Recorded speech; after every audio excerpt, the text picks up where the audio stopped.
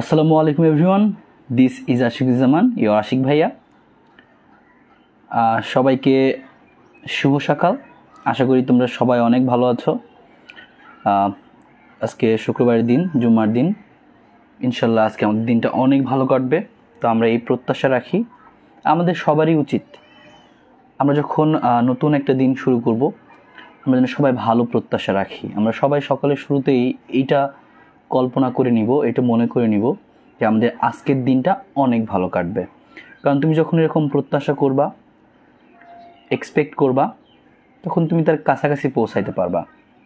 তো আমাদের সবারই প্রত্যাশা আমাদের আজকের দিনটা যেন অনেক ভালো কাটে, এবং সবাই দিনের শুরুতেই এই কাজটা সবসময় করবা যে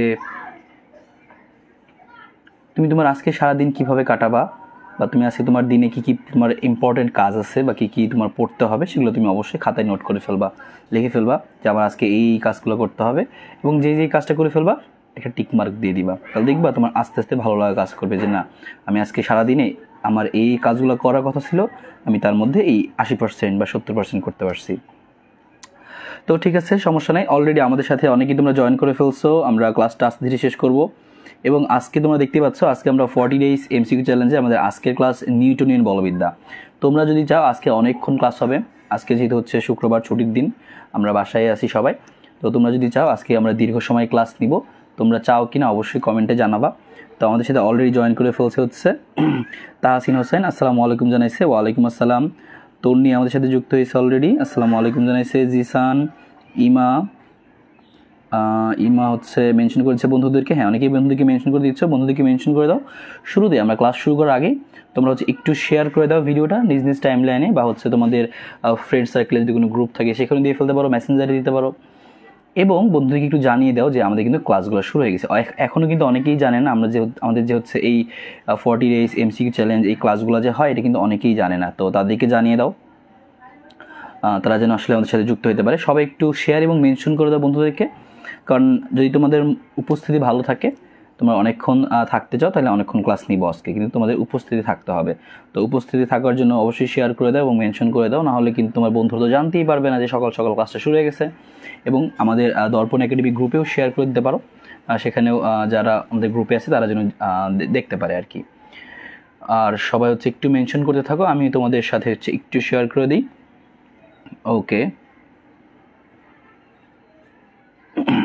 তো দেখতে পাচ্ছ আমাদের হচ্ছে আজকের ক্লাস কি নিয়ে হবে। আমাদের আজকের ক্লাস হচ্ছে নিউটন বলবিদ্যা। তো নিউটন বলবিদ্যার মধ্যে আমি পাশাপাশি থিওরিগুলো, টাইপগুলো মনে করে দিব, এবং এমসিকিউগুলো করাই দিব। টাইপগুলো মনে করলে তোমার কিন্তু এই এমসিকিউর জন্য কিন্তু বেসিকগুলো ক্লিয়ার হয়ে থাকবে। তো তোমরা যদি চাও আমি কিন্তু আস্তে ধীরে সেগুলো দেখাবো, এবং পাশাপাশি সিকিউ যদি তোমরা চাও, সিকিউ আমরা ক্লাসের শেষের দিকে অ্যান্সার করার চেষ্টা করতে পারি। হ্যাঁ, অ্যান্সার করার চেষ্টা করতে পারি। কারণ কি জন্য? কারণ হচ্ছে যে তোমরা অনেকেই বলছিলে ভাই এটা সিকিউ হলেও ভালো হয়। তো এই জন্য বন্ধুদেরকে একটু মেনশন করে দিতে হবে, আর কিচ্ছু করতে হবে না। তোমাদের জাস্ট বন্ধুদেরকে একটু মেনশন করে দিতে হবে, আর তেমন কোনো কাজ নাই।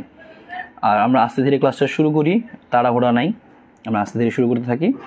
তার এর মধ্যে সকল বন্ধুরা যুক্ত হয়ে যাক, কারণ আমরা চাই যেন সবাই শুরু থেকে ক্লাসটা করি। কারণ মাঝখান থেকে অনেক ক্লাসে আসলে অনেক কিছু বুঝে না, তাদের কাছে হচ্ছে অসুবিধা মনে হতে পারে। তো এই জন্য তোমাদের শুধু একটু কাজ করতে হবে। এবং আমরা হচ্ছে রেডি করে ফেলতেছি আমাদের পড়াশোনা, এবং হচ্ছে তোমাদেরকে এমসিকিউ দেখাবো, সিকিউ দেখাবো। সিকিউ দেখানোর চেষ্টা করবো ইনশাল্লাহ, যদি তোমরা চাও, তোমাদের যদি ধৈর্য থাকে, তাহলে আমরা দেখব। ওকে, এবং আমি এই সুযোগে একটু তোমাদের কমেন্টগুলো দেখে ফেলি, তোমরা কে কে কমেন্ট করছো। আহাদুজ্জামান আমাদের সাথে যুক্ত হয়েছে। ভাই আমার নামটা বলেন। আহাদ সবসময় আমাদের সাথে ক্লাসে থাকে, পড়াশোনার চেষ্টা করতেছে ছেলেটা। সিয়াম বসে ভাইয়া টোটাল কয়টা টাইপ হবে আজকে? যতগুলো টাইপ আছে সবগুলাই হবে, কোনো সমস্যা নেই, থাকার চেষ্টা করো। তারপর হচ্ছে নাইম রিফাত আসসালামু আলাইকুম জানাইছে। ওয়ালাইকুম আসসালাম।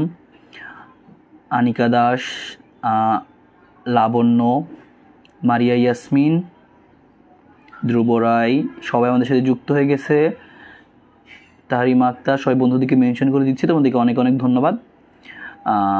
ঠিক আছে, চলো আমরা আস্তে আস্তে ক্লাসটা শুরু করতে থাকি ইনশাল্লাহ, এবং তোমরা অবশ্যই ক্লাসের শেষ পর্যন্ত থাকবা।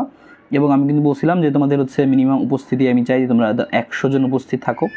তো তোমরা কিন্তু এখনও সেটা পূরণ করো নাই। তো অনেকেই হয়তো ক্লাসটা হচ্ছে রেকর্ডেড করতে পারো, সমস্যা নেই।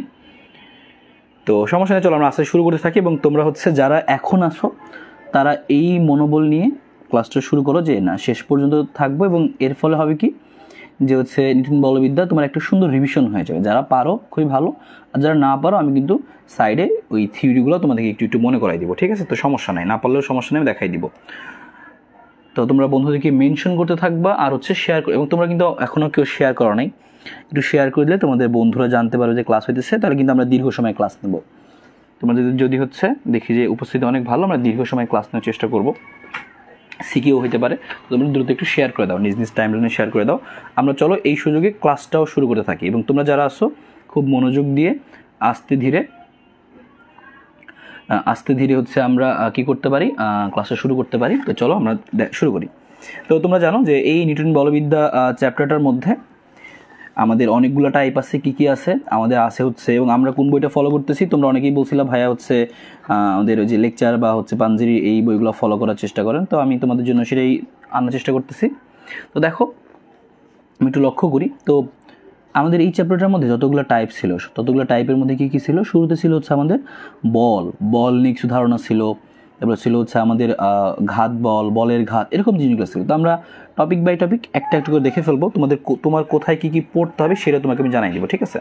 তো শুরুতে আমাদের হচ্ছে যে টাইপটা সেটা হচ্ছে আমাদের কি, যে বল। শুরুর টাইপটা হচ্ছে আমাদের কি, যে বল। নিউটন বলবিদ্যার মধ্যে বল নিয়ে কথাবার্তা আছে। তোমাকে এখানে কী পড়তে হবে, সিকিউর জন্য এমসিকিউর জন্য টোটাল আমি বলে দিচ্ছি। তোমরা এখানে প্রথমে পড়বো হচ্ছে বল কি। তোমরা এখান থেকে যখনই এই জিনিসটা পড়তে যাবা, তো শুরুতে পড়বো হচ্ছে যে বল কি, তারপর হচ্ছে তুমি পাবা বলের বৈশিষ্ট্য আছে, পড়তে পারো। এবং তোমাদেরকে একটা কাজ করতে হবে শুধুমাত্র, যে হচ্ছে বলের প্রকারভেদ। তোমরা সবাই জানো যে মৌলিক বল 4 প্রকার আছে। 4 প্রকারের মধ্যে কী আছে তোমরা বলো? নিউটন বলবিদ্যার মধ্যে আমাদের যে এই বলের প্রকারভেদটা দেওয়া আছে, সেই বলের প্রকারভেদ কী দেওয়া, যে 4টা মৌলিক বল, মহাকর্ষ বল, তারপর হচ্ছে দুর্বল নিউক্লিয় বল, সবল নিউক্লিয় বল, তাই না, তড়িৎচুম্বক বল। এই যে 4টা বল আছে, তোমাকে এই 4টা বলের এই প্রকারভেদের মধ্যে বেশ কিছু পয়েন্ট আছে বা একটা ছক আছে, তোমরা জানো। এই ছকগুলো মনে রাখতে হবে। এবং তোমরা এটাও জানো যে ছকে কী পয়েন্ট আমাদের পরীক্ষায় আসে। ছকের মধ্যে কী থাকে? ছকের মধ্যে থাকে হচ্ছে এই যে এটা এরকম থাকে যে কোনটা সবচেয়ে হচ্ছে শক্তিশালী বল, কোনটা সবচেয়ে দুর্বল, বা কোন বল কী কণা বিনিময় করে, এগুলো তোমাকে একটু জেনে রাখতে হবে, কারণ এগুলো হুবহু পরীক্ষায় আসে। এবং আসে কি কোন বলের সবলতা কতটুকু, মানে কার পাল্লা কত বেশি, এরকম জিনিসগুলো আসে। তো সেই টাইপটা আমি দেখাচ্ছি, 2-একটা প্রশ্ন আমরা দেখি যে বোর্ডে কী আসছে এখান থেকে। তারপর হচ্ছে আমরা আস্তে আস্তে অন্য টাইপের দিকে যাবো। নিউটনের গতিসূত্র আছে, তো আমরা প্রথম টাইপ দেখতেছি বল। তাহলে টাইপ 1, আজকের টাইপ 1 কি?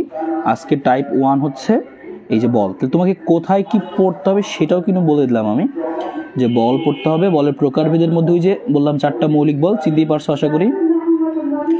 ওই 4টা মৌলিক বলের মধ্যে যে ছকটা আছে, ছকটা তোমাকে একটু পড়ে ফেলতে হবে, ঠিক আছে? ওকে, তাহলে খেয়াল করো, আমি দেখাচ্ছি 2-একটা প্রশ্ন, যে কী প্রশ্ন হইতে পারে এখান থেকে। একদম লেটেস্ট প্রশ্ন, সেটা হচ্ছে সিলেট বোর্ড হচ্ছে 21-এ আসছে এই প্রশ্নটা, এই বলের ধারণা থেকে। কি প্রশ্ন বলছে? স্থিতি জড়তার উদাহরণ কোনটি? স্থিতি জড়তার উদাহরণ কোনটি? এবার তোমরা হচ্ছে অনেকগুলো জিনিস জানো। স্থিতি জড়তা মানে কি? যখন তোমরা বসে থাকো, হঠাৎ করে গাড়ি যখন চলতে শুরু করে, তখন তুমি কি করো, যে তুমি বসেছো, হঠাৎ করে গাড়ি চলতে শুরু করছে, পিছনের দিকে হেলে পড়ি আমরা। এরকম পিছনের দিকে হেলে পড়ি কেন? এই স্থিতি জড়তার কারণে। তো এগুলোর উদাহরণ জিজ্ঞেস করছে। তো তুমি এইখান থেকে জাস্ট এই কয়েকটা পয়েন্ট যদি পড়ে ফেলো, তাহলে স্থিতি জড়তার যতগুলো উদাহরণ আছে সবগুলো তোমার মাথায় থাকবে। যেমন এটা আমাদের সবারই জানা, হঠাৎ করে বাস চলতে শুরু করা, এটা হচ্ছে স্থিতি জড়তার উদাহরণ। এটা আমরা সবসময় আমরা দেখে থাকি, উপলব্ধি করে থাকি। পাশাপাশি এটা আমাদের মানে বাস্তব উদাহরণ, এবং আমরা অনেকবার পড়ছিও। এছাড়াও যে কয়েকটা আছে তুমি একটু জেনে রাখতে পারো। যেমন কি বলছে, একটি গ্লাসের উপর রাখা পোস্ট কার্ডের উপর মুদ্রা রেখে হঠাৎ করে জোরে মানে টোক্কা দেওয়া হলে, তারপরে ক্যারাম বোর্ডেরটা, তারপরে অথবা বলছে ধুলিময় পোশাকে আঘাত করা, সবগুলো সেম কাহিনী। মানে জিনিসগুলো আগে স্থিত অবস্থায় ছিল, সে ওই স্থিত অবস্থা বজায় রাখতে চাওয়ার সময় যে সে ধর্মটা দেখাবে, সেটাই কি স্থিতি জড়তা হয়ে যাবে আর কি। তো এখানে আমাদের কোনটার সাথে মিলতেছে, যে এই যে ধুলিময় পোশাকে আঘাত করা। তো তুমি জাস্ট এই কয়েকটা উদাহরণ যদি মনে রাখো, কারণ কি, যেহেতু একবার এখানে উদাহরণগুলো দিছে একটা বোর্ডে, এবার অন্যান্য বোর্ডগুলোও কি সতর্ক হয়ে যায়, অন্যান্য বোর্ডগুলো বাকিগুলো দেওয়া শুরু করে। এবং এরকম এই প্যাটার্নই লক্ষ্য করা যায় আমাদের এইচএসসি পরীক্ষাতে। তো এখানে জাস্ট উদাহরণটা পড়ে ফেলো, কোন প্যারা নাই, যেহেতু বোর্ডে আসছে জন্য এটা পড়াইলাম। তারপরে আরও একটা প্রশ্ন দেখো, এটাও বোর্ডে আসছে এবং এটা 2 বোর্ডে আসছে, যশোর বোর্ড 21 এবং ময়মনসিংহ বোর্ড 21। ইউরেনিয়াম, থোরিয়াম ইত্যাদি মৌলিক পদার্থের তেজস্ক্রিয় ভাঙন ঘটে কোন বলের কারণে? তাহলে এটা মনে রাখবো সবসময়, তেজস্ক্রিয় ভাঙন ঘটে দুর্বল নিউক্লিয় বলের কারণে। তোমার কি কি পয়েন্ট পড়তে হবে একটা বল সম্বন্ধে আমি একটু বলে দিই। মনে করো আমি মহাকর্ষ বলটা তোমাকে বলে দিই। তুমি প্রথমেই পড়বা মহাকর্ষ বল। মহাকর্ষ বল মানে কি? যে মহাকর্ষ বল হচ্ছে দুইটা কণার মধ্যে, যখন তুমি এরকম জিনিস পড়তে যাবা যে তুমি এই যে মহাকর্ষ বল বা দুর্বল নিউক্লিয় বল, এই বলের যে পয়েন্টগুলো পড়বা, কী কী পড়বা আমি একটা পয়েন্টের সবগুলো বলে দিচ্ছি, অন্যগুলো সিমিলার ওয়েতে পড়ে ফেলতে পারবা। তাহলে আমরা তুমি প্রথমে পড়ো মহাকর্ষ বল নিয়ে তোমাকে কী কী জানতে হবে। প্রথমত জানবা যে এই মহাবিশ্বের যে কোনো দুইটা বস্তুর মধ্যে যে বল কাজ করে তাকে বলি মহাকর্ষ বল। তার মানে মহাকর্ষ বলটা কাজ করবে কাদের মধ্যে? যে কোনো দুইটা বস্তুর মধ্যে। ওকে, তার মানে একটা পয়েন্ট বুঝলাম, যে কোনো দুটো বস্তুর মধ্যেই মহাকর্ষ বল কাজ করে। এবারে আমরা আরও জানবো এই মহাকর্ষ বল এটা হচ্ছে সবচেয়ে দুর্বল বল, যতগুলো মৌলিক বল আছে এটা হচ্ছে সবচেয়ে দুর্বল বল। মহাকর্ষ বল হচ্ছে সবচেয়ে দুর্বল, মানে একদম সবচেয়ে মানে একদম 4টার মধ্যে সর্বনিম্ন, সবচেয়ে দুর্বল বল। তারপর হচ্ছে এই বলের পাল্লা অসীম, মানে অনেক দূর পর্যন্ত কাজ করতে পারে। এখানে একটা বস্তু আছে আর সেই সূর্য অনেক দূরে, এদের মধ্যেও মহাকর্ষ বল কাজ করে। তাহলে এই বলের পাল্লা অসীম, তাহলে তোমাকে পাল্লাটা পড়তে হবে, এটা পাল্লা কত দূর পর্যন্ত কাজ করে। তা তোমাকে আরেকটা ইনফরমেশন পড়তে হবে, হচ্ছে কি যে এটার পাল্লা তোমরা জানলাম, এবং আরেকটা হচ্ছে কি কণা বিনিময় করে। এটা ধারণা করা হয় দুইটা বস্তুর মধ্যে যখন মহাকর্ষ বল কাজ করে, তখন তারা পরস্পর গ্র্যাভিটন কণা বিনিময় করে। তাহলে তুমি এই পয়েন্টটা মনে রাখবা, গ্র্যাভিটন কণা বিনিময় করে। গ্র্যাভিটন কণা কি কি পয়েন্ট তোমার বিশেষ করে মনে রাখা লাগতেছে? যে কোনো দুইটা বস্তুর মধ্যে কাজ করে, যে কোনো দুইটা বস্তুর মধ্যে কাজ করবে। তাহলে এই মহাকর্ষ বল কোথায় কাজ করতেছে বা কোথায় তৈরি হচ্ছে, উৎপন্ন হচ্ছে, সেগুলো তোমাকে জানতে হবে। সবচেয়ে দুর্বল নাকি সবচেয়ে শক্তিশালী সেই পয়েন্ট জানতে হবে। তারপর হচ্ছে এটা পাল্লা অসীম সেটা জানতে হবে, আর গ্র্যাভিটন কণা বিনিময় করে এটা জানতে হবে। তার মানে এরকম কয়েকটা পয়েন্ট জানতে হবে। খেয়াল করো ওই রকম একটা পয়েন্ট থেকে কিন্তু আমাদের এই 2 নম্বর প্রশ্নটা আসছিল। 2 নম্বর প্রশ্নে বলছিল ইউরেনিয়াম, থোরিয়াম ইত্যাদি মৌলিক পদার্থের তেজস্ক্রিয় ভাঙন ঘটে কোন বলের কারণে? দুর্বল নিউক্লিয় বলের কারণে। তোমরা কিন্তু যদি জানতা যে দুর্বল নিউক্লিয় বল হচ্ছে এরকম তেজস্ক্রিয় ভাঙনের ফলে উৎপন্ন হয়, তেজস্ক্রিয় ভাঙনের ফলে আলফা বিটা এগুলো বের হয়, তো সাথে সাথে আমরা একটা দুর্বল বলও পাই, সেটা হচ্ছে দুর্বল নিউক্লিয় বল।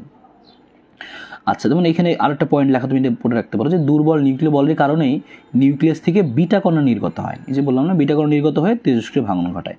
তাহলে তোমাকে জাস্ট এই কয়েকটা জিনিস জানতে হবে যে কোথায় কাজ করে, এটা কি সবচেয়ে দুর্বল, বা এর পাল্লা কতটুকু, এটা কী কণা বিনিময় করে। যেমন এটা কী কণা বিনিময় করে এই দুর্বল নিউক্লিয় বলটা, সেটা কিন্তু শকের মধ্যে পাবা, একটু পরে আরেকটা জায়গায় আসছিল। এবং এটা কিন্তু অন্য 3 নম্বর প্রশ্ন দেখি আমরা, তাহলে আমরা পরেটা দেখতে পাবো। দেখবো কুমিল্লা বোর্ড 17 আসছিল, বরিশাল বোর্ড 17 আসছিল। কি বলছে? সবল নিউক্লিয় বলের জন্য কোন কণা দায়ী? এই যে বললাম না যে কোন কণা বিনিময় করে, সেটা পরীক্ষায় আসে, কোন কণা বিনিময় করে। যেমন মহাকর্ষ বল বিনিময় করতো গ্র্যাভিটন কণা, আর সবল নিউক্লিয় বল কোন কণা বিনিময় করে? মেসন কণা। তাহলে সুন্দর করে আসলে সবাই আমরা একসাথে একবার পড়ে ফেলি, এই বই থেকে আমাদের মুখস্থ হয়ে যাবে এখন থেকে, ঠিক আছে? এখন অনেকেই জয়েন করতেছো, আসসালামু আলাইকুম জানাইতেছো, তো সবাইকে ওয়ালাইকুম আসসালাম। আমরা ক্লাসটা শুরু করতেছি, তোমরা একটু মনোযোগ দিয়ে দেখার চেষ্টা করো, এবং যারা নতুন আসছো একটু শেয়ার করে দাও এবং বন্ধুদের একটু মেনশন করে দিতে থাকো। কারণ তোমরা যদি সবাই দীর্ঘক্ষণ থাকো তাহলে কিন্তু আমি দীর্ঘক্ষণ ক্লাস নিব, এবং হচ্ছে তোমরা যদি আরও চাও তোমরা কিন্তু সিকিউ ক্লাসও নিতে পারি যদি তোমাদের উপস্থিতি থাকে আর কি। তো দেখি আমরা, তো বলছে সবল নিউক্লিয় বলের জন্য কোন কণা দায়ী। তা তুমি তো একটু আগে দেখলে যে মেসন কণা, তুমি সবগুলো পড়ে ফেলো। একটু আগে বলছিলাম মহাকর্ষ বলের জন্য কোন কণা দায়ী? গ্র্যাভিটন কণা। এটা মুখস্থ করতে হবে, মাস্ট, এটা হচ্ছে মাস্ট একটা কথা, তোমাকে মুখস্থ করতে হবে, ঠিক আছে? তাহলে মহাকর্ষ বল গ্র্যাভিটন কণা, তাহলে দুর্বল নিউক্লিয় বল বোসন কণা, তড়িৎচুম্বক বল ফোটন কণা, আর সবল নিউক্লিয় বল মেসন কণা। তোমাকে অবশ্যই এটা মুখস্থ করতে হবে, ইট ইজ এ মাস্ট, কারণ এটা পরীক্ষায় একটা না দুইটা চলেই আসে। তার মানে এই যে বল, প্রথম যে বললাম যে বলের টাইপটা, এখান থেকে কিন্তু একটা তোমার সিকিউ আসতে পারে, একটা এমসিকিউ আসতে পারে। এমসিকিউ কী কী হইতে পারে? যেগুলো আসতে পারে যে কোন কণা বিনিময় করে, সবচেয়ে দুর্বল বল কোনটা। তুমি সিরিয়াল করে দিই যে সবল নিউক্লিয় বল হচ্ছে সবচেয়ে শক্তিশালী, র্যাঙ্কিং করে দিয়ে আসো। এই সবল নিউক্লিয় বল সবচেয়ে শক্তিশালী, তারপর হচ্ছে এই তড়িৎচুম্বক বল, তারপর হচ্ছে দুর্বল নিউক্লিয় বল, আর তারপরে সবচেয়ে দুর্বল হচ্ছে কি? মহাকর্ষ বল। এরকম সিরিয়ালটা হচ্ছে এরকম, ঠিক আছে? তো তোমাকে এই পয়েন্ট অবশ্যই মাথায় রাখতে হবে, মাস্ট। তো তোমরা যখন এমসিকিউ পড়বা এই টাইপের যেগুলো পাবা সবচেয়ে জন্য তুমি একদম মুখস্থ করে ফেলতে পারো। যেমন দেখো এই প্রশ্ন হচ্ছে আবার এই যে হচ্ছে কুমিল্লা বোর্ড 16 এবং যশোর বোর্ড 15-তে আসছে। 10 নম্বরটা আমরা চলে যাচ্ছি। 10 নম্বরে বলছে নিচের কোনটি সবচেয়ে দুর্বল বল? একটু আগে দেখলাম যে সবচেয়ে দুর্বল বল কোনটা? মহাকর্ষ। তো অপশন দেখবো মহাকর্ষ আছে কিনা। হ্যাঁ, গ নম্বরে মহাকর্ষ আছে, শেষ। মানে এই কয়টা তোমাকে পয়েন্ট পড়তে হবে। আরও একটা কথা বলছিলাম যে পাল্লা পড়তে হবে, পাল্লার পয়েন্টটাও দেখাই দিচ্ছে আমি যে এইখান থেকে, যে মহাকর্ষ বলের পাল্লা কি অসীম, মানে অনেক দূর পর্যন্ত কাজ করতে পারে। দুর্বল নিউক্লিয় বলের পাল্লা কত 10⁻16। তড়িৎচুম্বক বলের পাল্লাও অসীম ধরা হয়, আর সবল নিউক্লিয় বলের পাল্লাটা ধরা হয় কত 10⁻15। তোমাকে এই পয়েন্টটা তোমাকে কিন্তু মনে রাখতে হবে। তাহলে আমি তোমাকে একটু সামারি করে দিই, তোমরা যদি সামারিটা শুনতে চাও কমেন্ট করে জানাও যে আমি এই 4টা বল নিয়ে একটু সামারি করে দিই। আমার কথাগুলো যদি তোমার মনে থাকে তাহলে তুমি এমসিকিউতে লাগাইতে পারবা। তোমরা যদি সামারিও চাও তাহলে একটু বলে দাও, আমি এমসিকিউর পাশাপাশি এই বৈশিষ্ট্যগুলো একটু করে বলে দিচ্ছি। তোমরা যারা পারো খাতায় লিখে ফেলতে পারো, আর না হয় যারা পারবে না তারা এক কাজ করো শুনে রাখো, আর বাকি আমরা এমসিকিউগুলো এখান থেকে দেখবো।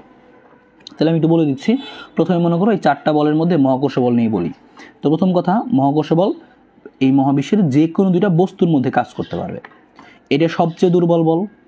এই বলের পাল্লাটা হচ্ছে একদম অসীম, আর এরা হচ্ছে পরস্পর কী কণা বিনিময় করে, গ্র্যাভিটন কণা বিনিময় করে। এবার যদি আমি মহাকর্ষ বলের পাশাপাশি তোমাকে কি বলি যে হচ্ছে এবারে তড়িৎচুম্বক বলটা বলি, তড়িৎচুম্বক বল। এবং এদের কিন্তু সবাইকে আমরা বলছি মৌলিক বল। এই যে 4টা বলের কথা বললাম এরা সবাই কিন্তু মৌলিক বল। মৌলিক বল মানে কি বলতো ভাইয়া? মৌলিক বল মানে হচ্ছে যে অন্যান্য সকল বল এই বল থেকে তৈরি হবে, এই 4টা বল থেকে তৈরি করা যাবে। তবে একটা জিনিস তোমরা খেয়াল করো, তড়িৎ চুম্বক বল তার মানে যে আমরা মৌলিক মানে কি জানি, মৌলিক মানে হচ্ছে যে বলটাকে ভাঙলে, বা আমরা বলার সময় বলি না মৌলিক অণু, যেন আমরা বলি হচ্ছে ক্লোরিন একটা মৌলিক অণু। কেন মৌলিক অণু? কারণ এই ক্লোরিনকে ভাঙলে খালি ক্লোরিনই পাওয়া যাবে। তার মানে মৌলিক বল মানে কি, যে এই বলকে ভাঙলে, এই মহাকর্ষ বলকে ভাঙলে খালি মহাকর্ষই পাওয়া যাবে, মানে মহাকর্ষ বলই পাওয়া যাবে, অন্য কোনো বল পাওয়া যাবে না, কারণ এইখান থেকে অন্যান্য জিনিস তৈরি হবে, এটা মৌলিক। তাহলে তড়িৎ চুম্বক বল আমরা জানি যেই বলকে ভাঙলে খালি একই ধরনের বল পাবো, সেটা হচ্ছে কি মৌলিক। তড়িৎ চুম্বক বল মানে কি? তড়িৎ চুম্বক বল মানে হচ্ছে আমাদের এরকম হওয়া উচিত যে এই তড়িৎ চুম্বক বলকে ভাঙলে শুধুমাত্র কি পাওয়া যাবে, একটা বলই পাওয়া যাবে। তবে মজার ব্যাপার খেয়াল করো, এই তড়িৎ চুম্বক বল নাম থেকে বুঝতে পারতেছো তড়িৎ এবং চুম্বক বল, তার মানে এই বলটাকে ভাঙলে আমি তড়িৎ বলও পাবো এবং চুম্বক বলও পাবো। যেহেতু তড়িৎ এবং চুম্বক বল দুটোই পাবো, তাহলে কি কেন মৌলিক বলতেছি? কারণ আমরা জানতাম মৌলিকের সংজ্ঞা কি, যেটাকে ভাঙলে একটা জিনিসই পাওয়া যায়, তাই না? তো এখানে আমরা কেন মৌলিক বলছি, এটা তোমাদের কাছে প্রশ্ন, তুমি একটু কমেন্ট করে জানাতে পারো যে তড়িৎ চুম্বক বলকে মৌলিক বল কেন বলা হচ্ছে, যদিও তড়িৎ চুম্বক বলকে ভাঙলে তড়িৎ এবং চুম্বক এই 2টা বল পাওয়া যাবে। এটা ঠিক, এটা সত্যি কথা, কারণ তড়িৎ এবং চুম্বক বলের সমন্বয়ে তড়িৎ চুম্বক বলটা গঠিত। তাহলে আমি অন্য পয়েন্টগুলো বলতে থাকি। এটা মনে রাখবো কি, এরা কোথায় কাজ করে, 2টা চার্জিত বস্তুর মধ্যে কাজ করে। এটা কোথায় কাজ করে, তাহলে আমি লিখে দিচ্ছি যে চার্জিত বস্তুর মধ্যে কাজ করে। দুটো যদি চার্জিত বস্তু থাকে, তাহলে চার্জিত বস্তুর মধ্যে কাজ করবে, কারণ ওই যে প্লাস মাইনাস আকর্ষণ করে বিকর্ষণ করে, তাই না? তাহলে প্লাস মাইনাসের ব্যাপারটা, তাহলে চার্জিত বস্তুর মধ্যে কাজ করে, সেটা হচ্ছে আমাদের কি তড়িৎ চুম্বক বল। এবার আরও পয়েন্ট কি, এই বলের পাল্লাটা অসীম ধরা হয়। আমরা ধরে নিই কি, এই যে একটা প্লাস চার্জ আছে, এই যে একটা মাইনাস চার্জ আছে, এরা অনেক দূরেও থাকে, তাও একটা আকর্ষণ বিকর্ষণ এদের মধ্যে কাজ করবে। এবং আরেকটা মজার কথা তোমরা মনে রাখবা, এই তড়িৎ চুম্বক বল আকর্ষণ ধর্মীয় হইতে পারে, এই তড়িৎ চুম্বক বল আকর্ষণ ধর্মীয় হইতে পারে এবং বিকর্ষণ ধর্মীয় হইতে পারে। কারণ তুমি তো জানোই প্লাস প্লাস হলে কি করবে, বিকর্ষণ করবে, আর প্লাস মাইনাস হলে আকর্ষণ করবে, তোমরা সবাই জানো। তো আকর্ষণ ধর্মী হইতে পারে, বিকর্ষণ ধর্মী হইতে পারে। তবে এই যে আমাদের মহাকর্ষ বল ছিল, এই মহাকর্ষ বল কিন্তু শুধুমাত্র আকর্ষণ ধর্মী, এই কথাটা মনে রাখতে হবে। কি বললাম কমেন্ট করে সবাই বলো যে মহাকর্ষ বল কি আকর্ষণ ধর্মী। সবাই কথাটা লেখো, মহাকর্ষ বল আকর্ষণ ধর্মী, এখানে কিন্তু বিকর্ষণ হবে না, এটা কিন্তু মাথায় রাখতে পারো। সবাই একটু কমেন্ট করে লেখো যে মহাকর্ষ বল কি, যে হচ্ছে মহাকর্ষ বল হচ্ছে আকর্ষণ ধর্মী, আর তড়িৎ চুম্বক বল আকর্ষণ বিকর্ষণ 2 ধর্মী হইতে পারে। আমি কিন্তু বেসিক সহ পড়াইতেছি যেন তোমাদের এইখান থেকেই এমসিকিউগুলো একদম ক্লিয়ার হয়ে যায়। আর পাল্লা তো অসীম বলছি, অসীম পর্যন্ত কাজ করতে পারবে, তার মানে এই 2 জনেরই পাল্লা অসীম। এবং এরা কোন কণা বিনিময় করে, ফোটন কণা বিনিময় করে। এরা পরস্পর কোন কণা বিনিময় করে আকর্ষণ বিকর্ষণ করার সময়, ফোটন কণা বিনিময় করে। তাহলে এই অবশ্যই মনে রাখবা ফোটন কণা বিনিময় করে। তোমরা যদি সবাই ক্লাসের শেষ পর্যন্ত থাকো, আমি কিন্তু একদম বেসিক সহ তোমাদেরকে দেখাবো, এবং যেন তুমি কি করতে পারো, যেন হচ্ছে তোমার একদম পুরো হয়ে যায়, তোমার জন্য সিকিউ এর জন্য তোমার জন্য জিনিসগুলো ক্লিয়ার হতে থাকে, ঠিক আছে? তো আমরা দেখতে থাকি বাকি অংশগুলো। তাহলে বললাম কি ফোটন কণা বিনিময় করে, তাহলে এবং এদের হচ্ছে ফোটন কণা বিনিময় করে বললাম, আকর্ষণ বিকর্ষণ হইতে পারে বললাম, অসীম বললাম পাল্লা, আর চার্জিত বস্তুর মধ্যে কাজ করবে। আর একটা পয়েন্ট মনে রাখবো আমরা, সেটা হচ্ছে আচ্ছা, তাহলে আমরা কি বললাম যে ফোটন কণা বিনিময় করে। এবং আমরা আরও মনে রাখতে পারি কি যে হচ্ছে এরা কিন্তু ওই যে ও তো সবচেয়ে দুর্বল ছিল, তবুও কিন্তু সবচেয়ে দুর্বল না, ও শক্তিশালী দিক থেকে ওর র্যাঙ্কিং 2 নাম্বার, আর ও দুর্বল সবার লাস্টের পজিশন 4 নাম্বার র্যাঙ্কিং। হ্যাঁ, এটা মনে রাখতে পারো, কিন্তু অনেক সময় সাজাইতে বলতে পারে তোমাকে অনেক সময় কী বলতে পারে, সাজাইতে বলতে পারে যে কার বলের মানটা সবচেয়ে বেশি, কারটা কম, সাজাও। তাহলে র্যাঙ্কিংটা বলে দিচ্ছি, হচ্ছে র্যাঙ্কিংয়ে 4 নাম্বার দল মানে হচ্ছে বাংলাদেশ। হ্যাঁ, যে 4টা টিম থাকে তাহলে মনে করে বাংলাদেশ। ওকে, আর হচ্ছে তড়িৎ চুম্বক বল হচ্ছে 2 নম্বরে আছে র্যাঙ্কিংয়ে। ওকে ফাইন, তাহলে এই আমরা বুঝলাম, এইটা বুঝলাম। এবার আমাদের কী ছিল, দুর্বল নিউক্লিয় বল। দুর্বল নিউক্লিয় বল থেকে তোমার কী কী দেখতে হবে, আমি বলছি হচ্ছে আটকে যাচ্ছে ভাইয়া ইসরাত জাহান ইমা, নেট কানেকশন হয়তো বা দুর্বল হয়ে গেছিলো, এখন দেখো হয়তো বা ক্লিয়ার। অনেক সময় নেট কানেকশন দুর্বল হয়ে গেলে এরকম আটকে যেতে পারে। ওকে, দেখো পরেরটুকু আমরা দেখতে থাকি। তো এইটুকু পয়েন্ট আমরা বুঝলাম, এবং একইভাবে তড়িৎ চুম্বক বলের পরে দুর্বল নিউক্লিয় বলটাও, দুর্বল নিউক্লিয় বলেরটাও আমরা একটু দেখি। দুর্বল নিউক্লিয় বলেরটা আমরা দেখি যে হচ্ছে আমাদের দুর্বল নিউক্লিয় বলের ক্ষেত্রে কী ঘটনা ছিল। তো দুর্বল নিউক্লিয় বল কী বললাম, ওই যে তুমি একটু আগে পড়লে একটা পয়েন্ট, যে তেজস্ক্রিয় ভাঙনের ফলে যখন বিটা কণা নির্গত হয় তখন এই দুর্বল নিউক্লিয় বলটা উৎপন্ন হয়। তাহলে এই পয়েন্টটা মনে রাখবা, সরাসরি তেজস্ক্রিয় ভাঙনের জন্য দায়ী। তাহলে দুর্বল নিউক্লিয় বল কিসের জন্য দায়ী, তেজস্ক্রিয় ভাঙনের জন্য দায়ী। তাহলে এই কথাটা মনে রাখো সবাই, খাতা কিন্তু লিখে ফেলো, আমি যেহেতু লিখতেছি, তেজস্ক্রিয় ভাঙনের জন্য দায়ী, তেজস্ক্রিয় ভাঙনের জন্য দায়ী। তার মানে যেখানে তেজস্ক্রিয় ভাঙন হবে সেটা দুর্বল নিউক্লিয় বলের জন্য হবে, তেজস্ক্রিয় ভাঙনের জন্য, তেজস্ক্রিয় ভাঙনের জন্য দায়ী। তো এটা একটা পয়েন্ট তুমি মনে রাখবা। আবার মনে রাখবা এদের যে হচ্ছে পাল্লাটা কত, একটু আগে দেখলে তোমরা পাল্লাটা কি বললাম, যে দুর্বল নিউক্লিয় বলে পাল্লাটা কত ছিল, 10⁻⁻16। তাহলে দেখছো কত অল্প জায়গার মধ্যে কাজ করে, -16 মানে কি খুবই অল্প, অনেক অল্প জায়গার মধ্যে কাজ করে। তাহলে এই পাল্লা সবচেয়ে কম, দুর্বল নিউক্লিয় বলে পাল্লাটাই সব থেকে কম, 10⁻16 মিটার। আবার এটা কোন কণা বিনিময় করে, কণা বিনিময় একটু আগে শিখলাম আমরা যে আমাদের দুর্বল নিউক্লিয় বলটা বোসন কণা বিনিময় করে। তাহলে তুমি মনে রাখলাম যে এরা কোন কণা বিনিময় করে, বোসন কণা বা বোসন কণা বিনিময় করে।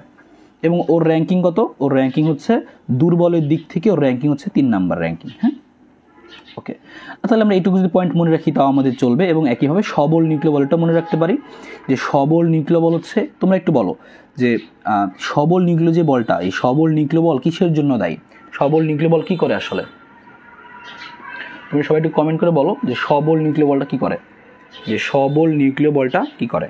তুমি একটু কমেন্ট করে জানিয়ে থাকো যে সবল নিউক্লিয় বলটা আসলে কী করে।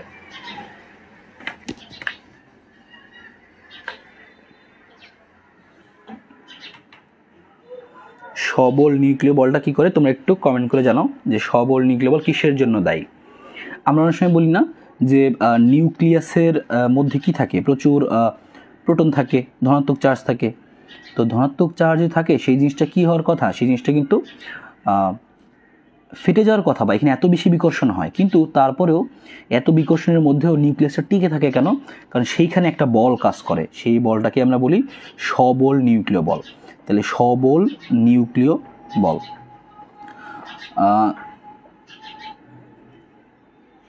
ওকে, মাসুম বলতেছে মেসন কণা বিনিময় করে, হ্যাঁ মেসন কণা বিনিময় করে, সে ঠিক আছে। তবে আরেকটা কথা মনে রাখবা যে এই সবল নিউক্লিয় বলটা নিউক্লিয়াসের অস্তিত্ব রক্ষার জন্য দায়ী। নিউক্লিয়াসের অস্তিত্ব রক্ষা করে কে, নিউক্লিয়াসকে আটকে রাখে কে, এই সবল নিউক্লিয় বলের জন্যই নিউক্লিয়াসটা কি হয়, নিউক্লিয়াসটা কিন্তু টিকে থাকে। সবল নিউক্লিয় বলের জন্য কিন্তু নিউক্লিয়াসটা টিকে থাকে। নিউক্লিয়াস কিন্তু টিকতো না যদি সবল নিউক্লিয় বল আমাকে কি করতো, ধরে না রাখতো, নিউক্লিয়াসকে ধরে না রাখতো। তাই মনে রাখবো নিউক্লিয়াসকে টিকিয়ে রাখে কে, বা নিউক্লিয়াসের অস্তিত্ব রক্ষার জন্য দায়ী। তাহলে লিখে রাখি আমরা নিউক্লিয়াসের অস্তিত্ব রক্ষার জন্য দায়ী। তাহলে আমরা এই পয়েন্ট লিখতে পারি যে নিউক্লিয়াসের অস্তিত্ব রক্ষার জন্য দায়ী। তো তোমরা একটু লেখা রাখো খাতার মধ্যে, নিউক্লিয়াসের অস্তিত্ব রক্ষার জন্য দায়ী। তো এটা হচ্ছে মেইন পয়েন্ট, এই কথাটা মনে রাখবা। এবং তোমরা তো জানো এর পাল্লা কত হবে, 10⁻⁻15, মানে ওর থেকে একটু বেশি আর কি, -15 মিটার। কোন কণা বিনিময় করে, মেসন কণা বিনিময় করে, এবং এটা খুব কাছাকাছি মনে রাখতে পারো। তার মানে ওর র্যাঙ্কিংটা কত, র্যাঙ্কিং হচ্ছে 1 নাম্বার র্যাঙ্কিং, ও সবচেয়ে শক্তিশালী ও, তারপর হচ্ছে তড়িৎ চুম্বক বল, তারপর হচ্ছে দুর্বল নিউক্লিয় বল, তারপরে মহাকর্ষ বল। এতটুকু পয়েন্ট যদি তুমি জানা থাকে শুধুমাত্র, তাহলে তুমি দেখবো অন্য সবগুলো প্রশ্ন পারবা। কেন পারবা, এখন আমরা চলো একটু বই থেকেই দেখি যে সবগুলো পারতেছে কিনা, এই টাইপের যে প্রশ্নগুলো আমাদের আসছে। হ্যাঁ, দেখি আমরা অন্যগুলোও দেখি, যেমন হচ্ছে অন্যগুলোও দেখি আমরা, যেমন এখান থেকে আমরা সিরিয়াল করে দেখি যে কোনটা কোনটা আমাদের এখান থেকে আরও হইতে পারে। যেমন হচ্ছে আমরা এখান থেকে দেখতে পাচ্ছি হচ্ছে এই প্রশ্নটা, যে এটা আমরা আগে বলছিলাম যে কোনটা সবচেয়ে শক্তিশালী বল, নিচের বলগুলোর মধ্যে কোনটি সবচেয়ে শক্তিশালী বল, কোনটা সবচেয়ে শক্তিশালী বল, আমরা দেখছিলাম কি সবচেয়ে শক্তিশালী হচ্ছে আমাদের কি, সবচেয়ে যদি শক্তিশালী বলে কোনটি সবচেয়ে শক্তিশালী, তাহলে শক্তিশালী হলে কী হবে, যে হচ্ছে এখানে যারা আছে দেখো আর সবল নিউক্লিয় বল সবচেয়ে শক্তিশালী হবে, তাহলে সবল নিউক্লিয় সবচেয়ে শক্তিশালী, আর সবচেয়ে দুর্বল বললে কি হইতো, মহাকর্ষ বল হইতো, এরকম। তারপর হচ্ছে যেমন এখানে আমাদের একটা প্রশ্ন ছিল এই সেম দিয়ে, নিচের কোনটি সবচেয়ে দুর্বল, সবচেয়ে দুর্বল নাকি মহাকর্ষ বল। তারপর দেখি আমরা এখানে কি বলছে, তড়িৎ চুম্বক বল, তড়িৎ চুম্বক বল কোন কণা পারস্পরিক বিনিময় করে, আমরা জানি তড়িৎ চুম্বক বল কি, ফোটন কণা বিনিময় করে, ফোটন কোথায়, যে ক নম্বরে আছে, ফোটন কণা বিনিময় করে। তারপর দেখো বলছে মহাকর্ষ বল কোন কণা বিনিময়ের ফলে হয়, মহাকর্ষ বল তো গ্র্যাভিটন কণা।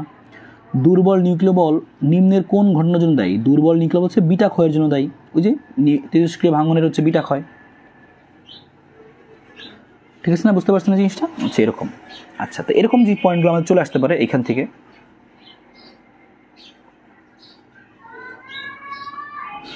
আচ্ছা, তোমরা এইটুকু কথা মনে রাখতে পারি এই জায়গা থেকে, পাশাপাশি অন্যগুলো দেখি আমরা, চলো অন্যগুলো দেখি, এবং অন্য পয়েন্টগুলো আমরা দেখে ফেলতে পারি এখানে যে আর যেগুলো জিনিসগুলো আছে, তাহলে আমরা দেখছো যে এই পয়েন্ট থেকে আমাদের কিন্তু এই ধরনের প্রশ্নগুলো আসে, এই ধরনের প্রশ্নগুলো আসে আমাদের হচ্ছে বোর্ডের এখানে। আর তেমন কোনো প্রশ্ন দেখতে পাচ্ছি না আমরা। ওকে, তাহলে আমরা এখান থেকে এই পয়েন্টগুলো যদি মনে রাখি তাহলে কিন্তু হয়ে যাচ্ছে। তারপরেও দুই একটা আরও আদার্স আমরা কয়েকটা এমসিকিউ দেখে ফেলতে পারি, যেগুলো আমরা এখনো দেখি নাই। বলছে ভরবেগের মাত্রা, যে কোনোটার মাত্রা তো আমরা বের করতে পারি, মাত্রা চলে আসতে পারে পরীক্ষায়, এরকম।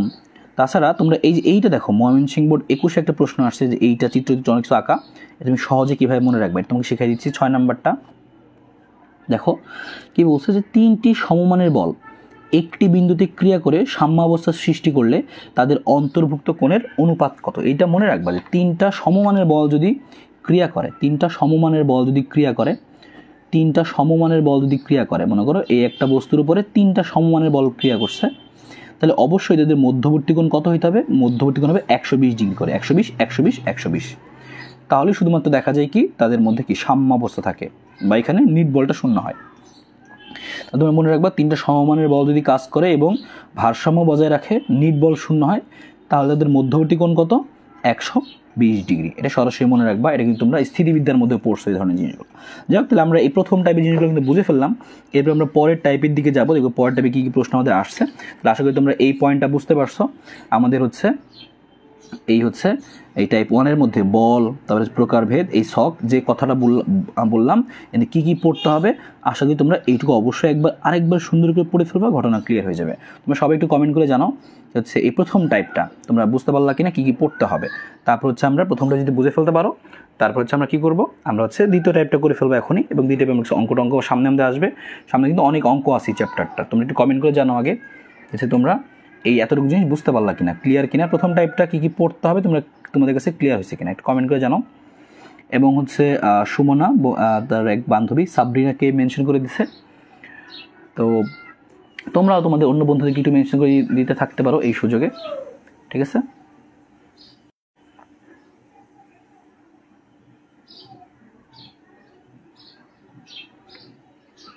আচ্ছা, তনি বলছে ক্লিয়ার, তাসনিম বলছে বুঝছি, জানাত বলছে লামির উপদ্য, হ্যাঁ ধরতে পারছে লামির উপদ্য। মাসুমুল্লাহ বলছে জি ভাই ক্লিয়ার।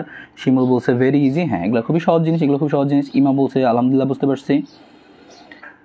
আচ্ছা, মারিয়া ইয়াসমিন বলছে হচ্ছে বুঝছি ভাইয়া। কাউসার আলী বলছে আলহামদুলিল্লাহ বুঝতে পারছি। ওকে, দেখো যেহেতু আমরা বুঝতে পারলাম ঘটনা, যেহেতু আমাদের একটু সহজই, ঘটনাটা একটু সহজই, তো আমরা বুঝতে পারলাম। তো আমরা দেখি পরের টাইপ দেখি, চলো। এখান থেকে হচ্ছে আমাদের আসলে সহজই টাইপ, এখান থেকে আমাদের তেমন কঠিন প্রশ্ন আসে না, এই ইনফরমেশন টাইপের যে প্রশ্নগুলো এখান থেকে আসতে পারে। এবার আমরা পরের টাইপে আস্তে আস্তে যেতে থাকি। তোমরা যারা বুঝতে পারছো কমেন্ট করতে থাকো। তো দেখো আমাদের পরের টাইপে কি বলছে, পরের টাইপে বলছে হচ্ছে নিউটনের হচ্ছে কি গতিসূত্র। কি বলছে আমাদের, বলছে হচ্ছে নিউটনের গতিসূত্র থেকে কি আসছে, যেমন বরিশাল বোর্ড 21 একটা প্রশ্ন আসছে, বোর্ডের সবগুলো দেখে ফেলবো আমরা, বোর্ডেগুলো লিখিত হোক আর অঙ্ক হোক সব দেখবো। সাঁতার কাটার ভিত্তি হলো নিউটনের কোন সূত্র, তোমরা কমেন্ট করে বলো যে নিউটনের কোন সূত্র কাজে লাগে সাঁতার কাটি আমরা, সেটা হচ্ছে তৃতীয় সূত্র, সবাই জানি। কারণ তুমি যখন পিছনে হাত পা ছুড়ো, তুমি হচ্ছে পা ছুড়ো, মানে কি তুমি একটা পিছনে বল দিচ্ছ, তারই প্রতিক্রিয়া সামনে পাচ্ছ, যেমন রকেটও সেমভাবে যায়। আর উদাহরণ লেখা আছে নিউটনের সূত্রের যে ব্যবহার, কি কি ব্যবহার, ঘোড়ার গাড়ি টানাও নিউটনের তৃতীয় সূত্র, নৌকার গুণ টানা, বন্দুকের গলি ছোড়া, রকেটের গতি, যে রকেটের কথা বললাম, মাটিতে হাঁটা, সাঁতার কাটা, এই সবগুলোই কার উদাহরণ, নিউটনের তৃতীয় সূত্র। তো তোমরা সবাই এরপর থেকে যখনই আমি বলবো 21 নাম্বার, তুমি আগেই 21-এর যে অ্যান্সারটা আগে প্রশ্ন পড়ে তুমি আগে দেখে ফেলবা যে অ্যান্সারটা কী হইতে পারে, নিজে আগে একটু লেখার চেষ্টা করবা। তারপরে যদি লেখার চেষ্টা করো তারপরে তুমি মিলাই নিলা বা একবার তুমি নিজেরও প্র্যাকটিস হয়ে গেলো, আগে অ্যান্সারটা দেখবা না, তোমার একটু প্র্যাকটিসও হয়ে গেলো যে তুমি যে বললা অ্যান্সারটা হইলো কিনা, তাই না?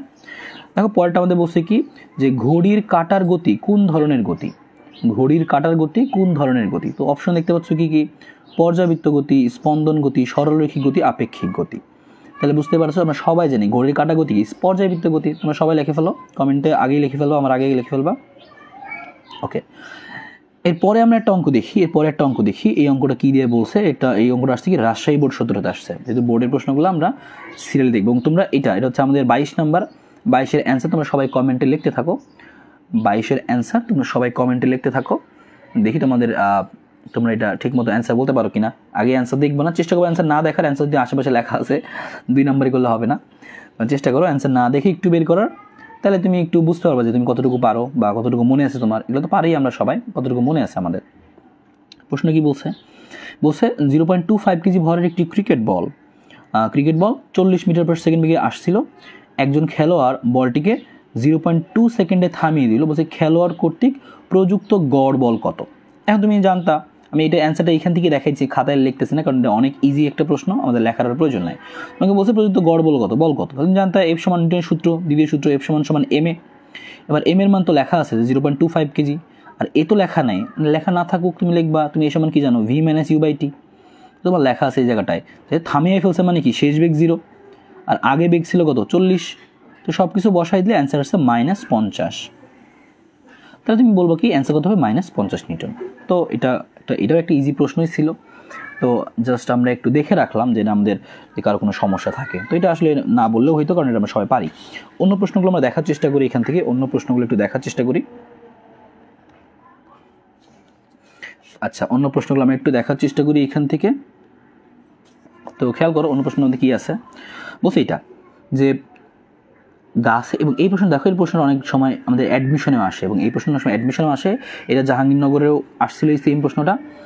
বলছে গাছের একটি আপেল পৃথিবীকে F' বলে আকর্ষণ করছে, পৃথিবী আবার আপেলকে F বলে আকর্ষণ করছে, নিচের কোনটা সঠিক। মানে বুঝতে পারছো যে একটা গাছে মনে করে একটা আপেল আছে, এই ধরলাম আমাদের আপেল, হ্যাঁ, গাছের মধ্যে একটা আপেল আছে আমরা, এটা হচ্ছে গাছের হাত পা। এবার এই পৃথিবী এই আপেলকে আকর্ষণ করতেছে একটা বলে, আবার আপেলও পৃথিবীকে আকর্ষণ করছে একটা বলে, তাহলে কোনটা বড় হবে? তোমরা বলো যে কোনটা বড় হবে, আপেল কি বেশি বলে আকর্ষণ করবে নাকি পৃথিবী বেশি বলে আকর্ষণ করবে? যারা আপেলের দলে তারা বলো যে হচ্ছে আপেল বেশি আকর্ষণ করবে, আর যারা মনে করো যে পৃথিবী তো বড়, পৃথিবী বেশি বলে আকর্ষণ করবে, তারা লেখো হচ্ছে পৃথিবী বেশি আকর্ষণ করবে। তো আপেল আর পৃথিবীর মধ্যে তোমরা কোন দলে আসছো? তোমরা আপেলের দলে, আপেলের পক্ষে কে কে তারা হাত তোলো, দেখো আপেল। তোমরা এটা বলতে থাকো, তোমাদের একজনের অ্যান্সার দেখি, তারপরে আমি বলে ফেলি। তার মানে খুবই সহজ প্রশ্ন, বলছে গাছে একটা আপেল আছে। আচ্ছা, জান্নাত বলছে আপেল ম্যান, TORW বলছে বলদয় সমান, মারিয়াসমিন বলছে 2। হ্যাঁ, ঘটনা হচ্ছে বলদয় সমান হবে, কারণ আপেল পৃথিবীকে যত বলে আকর্ষণ করবে, পৃথিবীও আপেলকে অত বলে আকর্ষণ করবে, বলটা আসলে সমান হয়, আমরা জানি। তাহলে এটার কাহিনী করার দরকার নেই, মানে দুটো সমান হবে। এবং এই প্রশ্নটা দিনাজপুর বোর্ড চলে আসছে, এবং এই প্রশ্নটা জাহাঙ্গীরনগর ইউনিভার্সিটিতেও আসছিল আর কি, ঠিক আছে। যাই হোক, সমস্যা নেই, আমরা পরেরগুলো দেখতে থাকি, পরের প্রশ্নকে দেখতে থাকি। দেখো পরের প্রশ্ন কী বলছে, আমাদের কি পরের প্রশ্নটা বোর্ডের কিনা, যদি ইম্পর্টেন্ট হয় দেখবো, আর যদি না হয় সমস্যা, আমরা স্কিপ করতে পারি। ওকে, দেখি এগুলো হচ্ছে আমাদের বোর্ডের প্রশ্ন না, এগুলো আমরা এমনিতেই করতে পারবো, সমস্যা নেই। তবে এই প্রশ্নটা দেখতে পারো, এই যে এই অঙ্কেরটা দেখতে পারো একটু, এই অঙ্কটা হচ্ছে কিন্তু রাজশাহী বোর্ড 16-তে আসছে, এটা হচ্ছে আমাদের রাজশাহী বোর্ড 16-তে আসা একটা প্রশ্ন, যেহেতু আমরা একটু দেখতে পারি প্রশ্নটা একটু।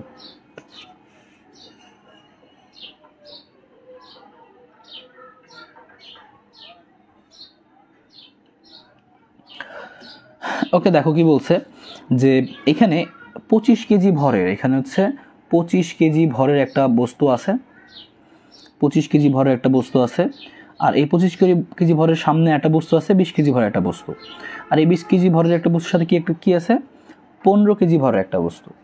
আর এই তিনটা বস্তুকে আমরা কানেক্টেড করছি, করে আমরা টানতেছি কত বলে, 120 নিউটন বলে টানতেছি। বুঝতে পারছো যে তিনটা বস্তুকে একটা অপরের সাথে কানেক্টেড করা হয়েছে, কানেক্টেড করার পরে এই বস্তুটা কী করা হচ্ছে, টানা হচ্ছে। কত বলে টানা হচ্ছে, 120 নিউটন বলে টানা হচ্ছে। তাহলে আমার প্রশ্ন কি জিজ্ঞেস করছে যে উপরের চিত্রে আনুভূমিক মসৃণ তলে একই সরলরেখা বরাবর তিনটি বস্তু উপেক্ষণীয় ভরের দুটি তার দ্বারা পরস্পর যুক্ত আছে। তার মানে এই তিনটা বস্তুকে আমরা উপেক্ষণীয় ভর মানে কি, যে এই তার যে যুক্ত করছি তারের ভর নাই, এরকম চিন্তা করে নিছে। তাহলে তিনটা বস্তুকে যুক্ত করছি, এই তিনটা বস্তু আবার হচ্ছে তার দ্বারা যুক্ত, তারের ভর নাই, এবং টানছি কত বলে সেটা বলে দিচ্ছে যে এত বলে টানা হচ্ছে। এখন জিজ্ঞেস করছিল এই যে পুরো সিস্টেমটা তো সামনে আগাই যাবে, তাই না? তুমি মনে করো তিনটা বস্তুকে দড়ি দিয়ে বাইন্দা টানতেছো, পুরো তুমি সামনে বল প্রয়োগ করো, তিনটা বস্তু আগায় যাবে। এই তিনটা বস্তু যে আগায় যাবে, এই তিনটা বস্তুর এই ত্বরণটা কত এটা জিজ্ঞেস করছে। তা তুমি সূত্র কি জানতা? শুধু নাকি এফ সমান সমান এম এ, এটা খুবই সহজ অঙ্ক, এগুলো আমরা সবাই জানি, এটা খুবই সহজ অঙ্ক। তা তুমি জানতা কি সূত্র জানতে হচ্ছে এফ ইকুয়াল টু হচ্ছে এম এ। এবার তুমি খেয়াল করো, তুমি মোট বল দিছো কত? তুমি মোট বল দিছো হচ্ছে 120 নিউটন। আর তুমি যে তিনটা বস্তুকে টানতেছো, তিনটা বস্তুকে টানা মানে কি, মানে হচ্ছে তিনটা বস্তু কানেক্টেড, তিনটা বস্তুর মোট ভর কত? 25 কেজি, 15 কেজি আর 20 কেজি। তাহলে যোগ করলে বাবা কত? 60 কেজি। তাহলে 60 কেজি আসলো। তাহলে এই যে ত্বরণ চলে আসলো, এই বস্তুটার ত্বরণ চলে আসলো কত? তাহলে ভাগ করলে কত পাবো? 2 পাবা। তাহলে বলবো কি, হ্যাঁ ত্বরণ 2 মিটার পার সেকেন্ড স্কোয়ার। খুবই সহজ, এটা আমাদের 9-10-এরও থাকে এই প্রশ্নগুলো, খুবই সহজ। যাই হোক সমস্যা নেই, পরের প্রশ্ন আমরা দেখি। পরেরটা কি বলছে, তার এর আনসার কী হবে? 2 মিটার পার সেকেন্ড স্কোয়ার। তাহলে যে ক নম্বর হবে বুঝতে পারতেছো। এটা দেখো T1 ও T2 এর অনুপাত, T1 ও T2 এর অনুপাত জিজ্ঞেস করছে। তোমাকে দেখতে হবে যে T1টা কোন জায়গায় আর হচ্ছে T2টা কোন জায়গায়। ওই দেখো এই যে এখানে মাঝখানে লিখেছে তারা, যে মাঝখানে লিখেছে কি এটা হচ্ছে T1, এটা হচ্ছে T2। তাহলে তোমাকে বলতে হবে যে এইখানে তোমার টানটা কত, এইটার উপরে টান কত পড়তেছে আর এইটার উপরে কত টান পড়তেছে। তোমরা এইটা অ্যান্সার করার চেষ্টা করো, তোমরা এইটা অ্যান্সার করার চেষ্টা করো যে এটা কত হবে, যে হচ্ছে T1 আর T2 এর অনুপাতটা কত হবে, বা কীভাবে তুমি বের করবা যে T1 ও T2 এর অনুপাতটা তুমি কিভাবে বের করবা। তাহলে তুমি ইন্ডিভিজুয়ালি দুইটা মানই বের করবা। ফার্স্টে তুমি মনে করো T1 বের করলা, তারপরে তুমি মনে করো T2 বের করলা, তোমাকে বের করতে থাকতে হবে। তো বের করার চেষ্টা করি আমরা। আসো যদি বের করতে চাই আমরা T1 আর T2 অনুপাতটা, দেখো তুমি আপাতত বের করতে চাও এই যে T1 এই মানটা বের করতে চাও, তাহলে তোমার সমগ্র বস্তুটা কত ত্বরণে যাচ্ছে? সমগ্র বস্তুটা যাচ্ছিল 2 ত্বরণে, মানে পুরো সিস্টেমটা যাচ্ছিল 2 ত্বরণে। এই আমরা বের করছিলাম আমরা 2, তাহলে ওরও ত্বরণ কত? 2। তাহলে ওর ত্বরণ 2, আবার তুমি ওর ভরও জানো, তাহলে এখানকার এফ এর মানটা বের করতে পারবো। মানে টান মানেতে বল জিজ্ঞেস করছে, তো আমি কিন্তু F1 চিন্তা করলাম। তুমি আবারও জানো এফ সমান সমান এম এ। এবার তো তুমি F1 শুধুমাত্র এই বস্তুটার টান জানতে যাচ্ছ, টান বা তুমি বল বলতে পারো একই কথা। তাহলে ওই বস্তুটার ভর ছিল 25 কেজি আর ওই বস্তুটার ত্বরণ তো ছিল কত? 2। তাহলে সব মিলে হলো কত? 50। ওকে, তাহলে এটার টান বের করলাম হচ্ছে আমি কত? 50। তাহলে একইভাবে আমরা বের করি যে এইটার টান কত, এই যে T2। তাহলে এই বস্তুটার উপরে যেহেতু T2 টান খাচ্ছে, তাহলে এই বস্তুটার টান কত হবে? দেখো এই বস্তুটার ভর কত? 20 কেজি। তাহলে এটা ত্বরণ ছিল কত? হচ্ছে 2। তাহলে 20 × 2 মানে কত? 40 নিউটন। তাহলে এটা তোমাকে জিজ্ঞেস করছে দুজনের অনুপাত কত। তাহলে এই 50 আর 40-এর অনুপাত কত হবে? তাহলে 50 আর 40 ইস্টু করলে কত যাবে? 5:4। একই কথা, 50:40 মানে কত? 5:4। তাহলে অ্যান্সার কত হবে? 5:4 মানে ক নাম্বারটা। তাহলে এটাও 9-10-এর প্রশ্ন ছিল। তারপরে আমরা একটু দেখাচ্ছি। আফনান জিজ্ঞেস করছে ভাই আপনি কোন গাইড থেকে করাচ্ছেন? সেটা হচ্ছে ওই যে শুরুতে বলছিলাম যে হচ্ছে লেকচারের আমাদের যেই শর্ট সিলেবাসের বইটা, তো সেটা এটা একেবারে সহজ একটা প্রশ্ন ছিল। এবার দেখো পরের টাইপটা বলের ঘাত ও ঘাত বল। তো শুরুতে আমি একটু ফর্মুলাগুলো একটু মনে করাই দিই, তাহলে তোমাদের রিভিশনটা হয়ে যাবে। যেমন হচ্ছে এই বলের ঘাত বা ঘাত বলের আমি থিওরিটুকু তোমাদেরকে আগে মনে করাই দিই। থিওরিটুকু একটু আমি শুরুতে মনে করাই দিই। এখানকার থিওরিটুকু কী হবে সবাই দেখো, যে আমরা যে বলতাম বলের ঘাত, এই বলের ঘাতকে যে দ্বারা প্রকাশ করা হয়।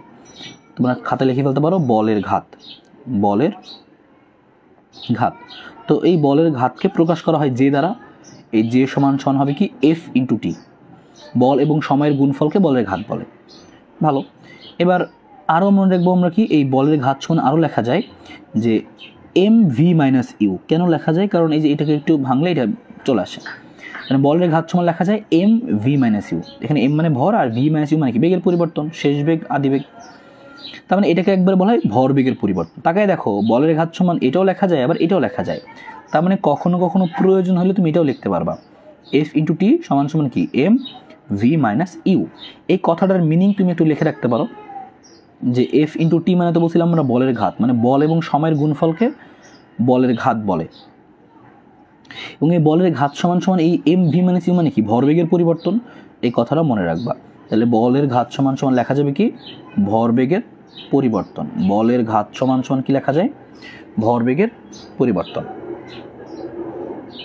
তাহলে বলের ঘাত সমান সমান কি লেখা যাবে?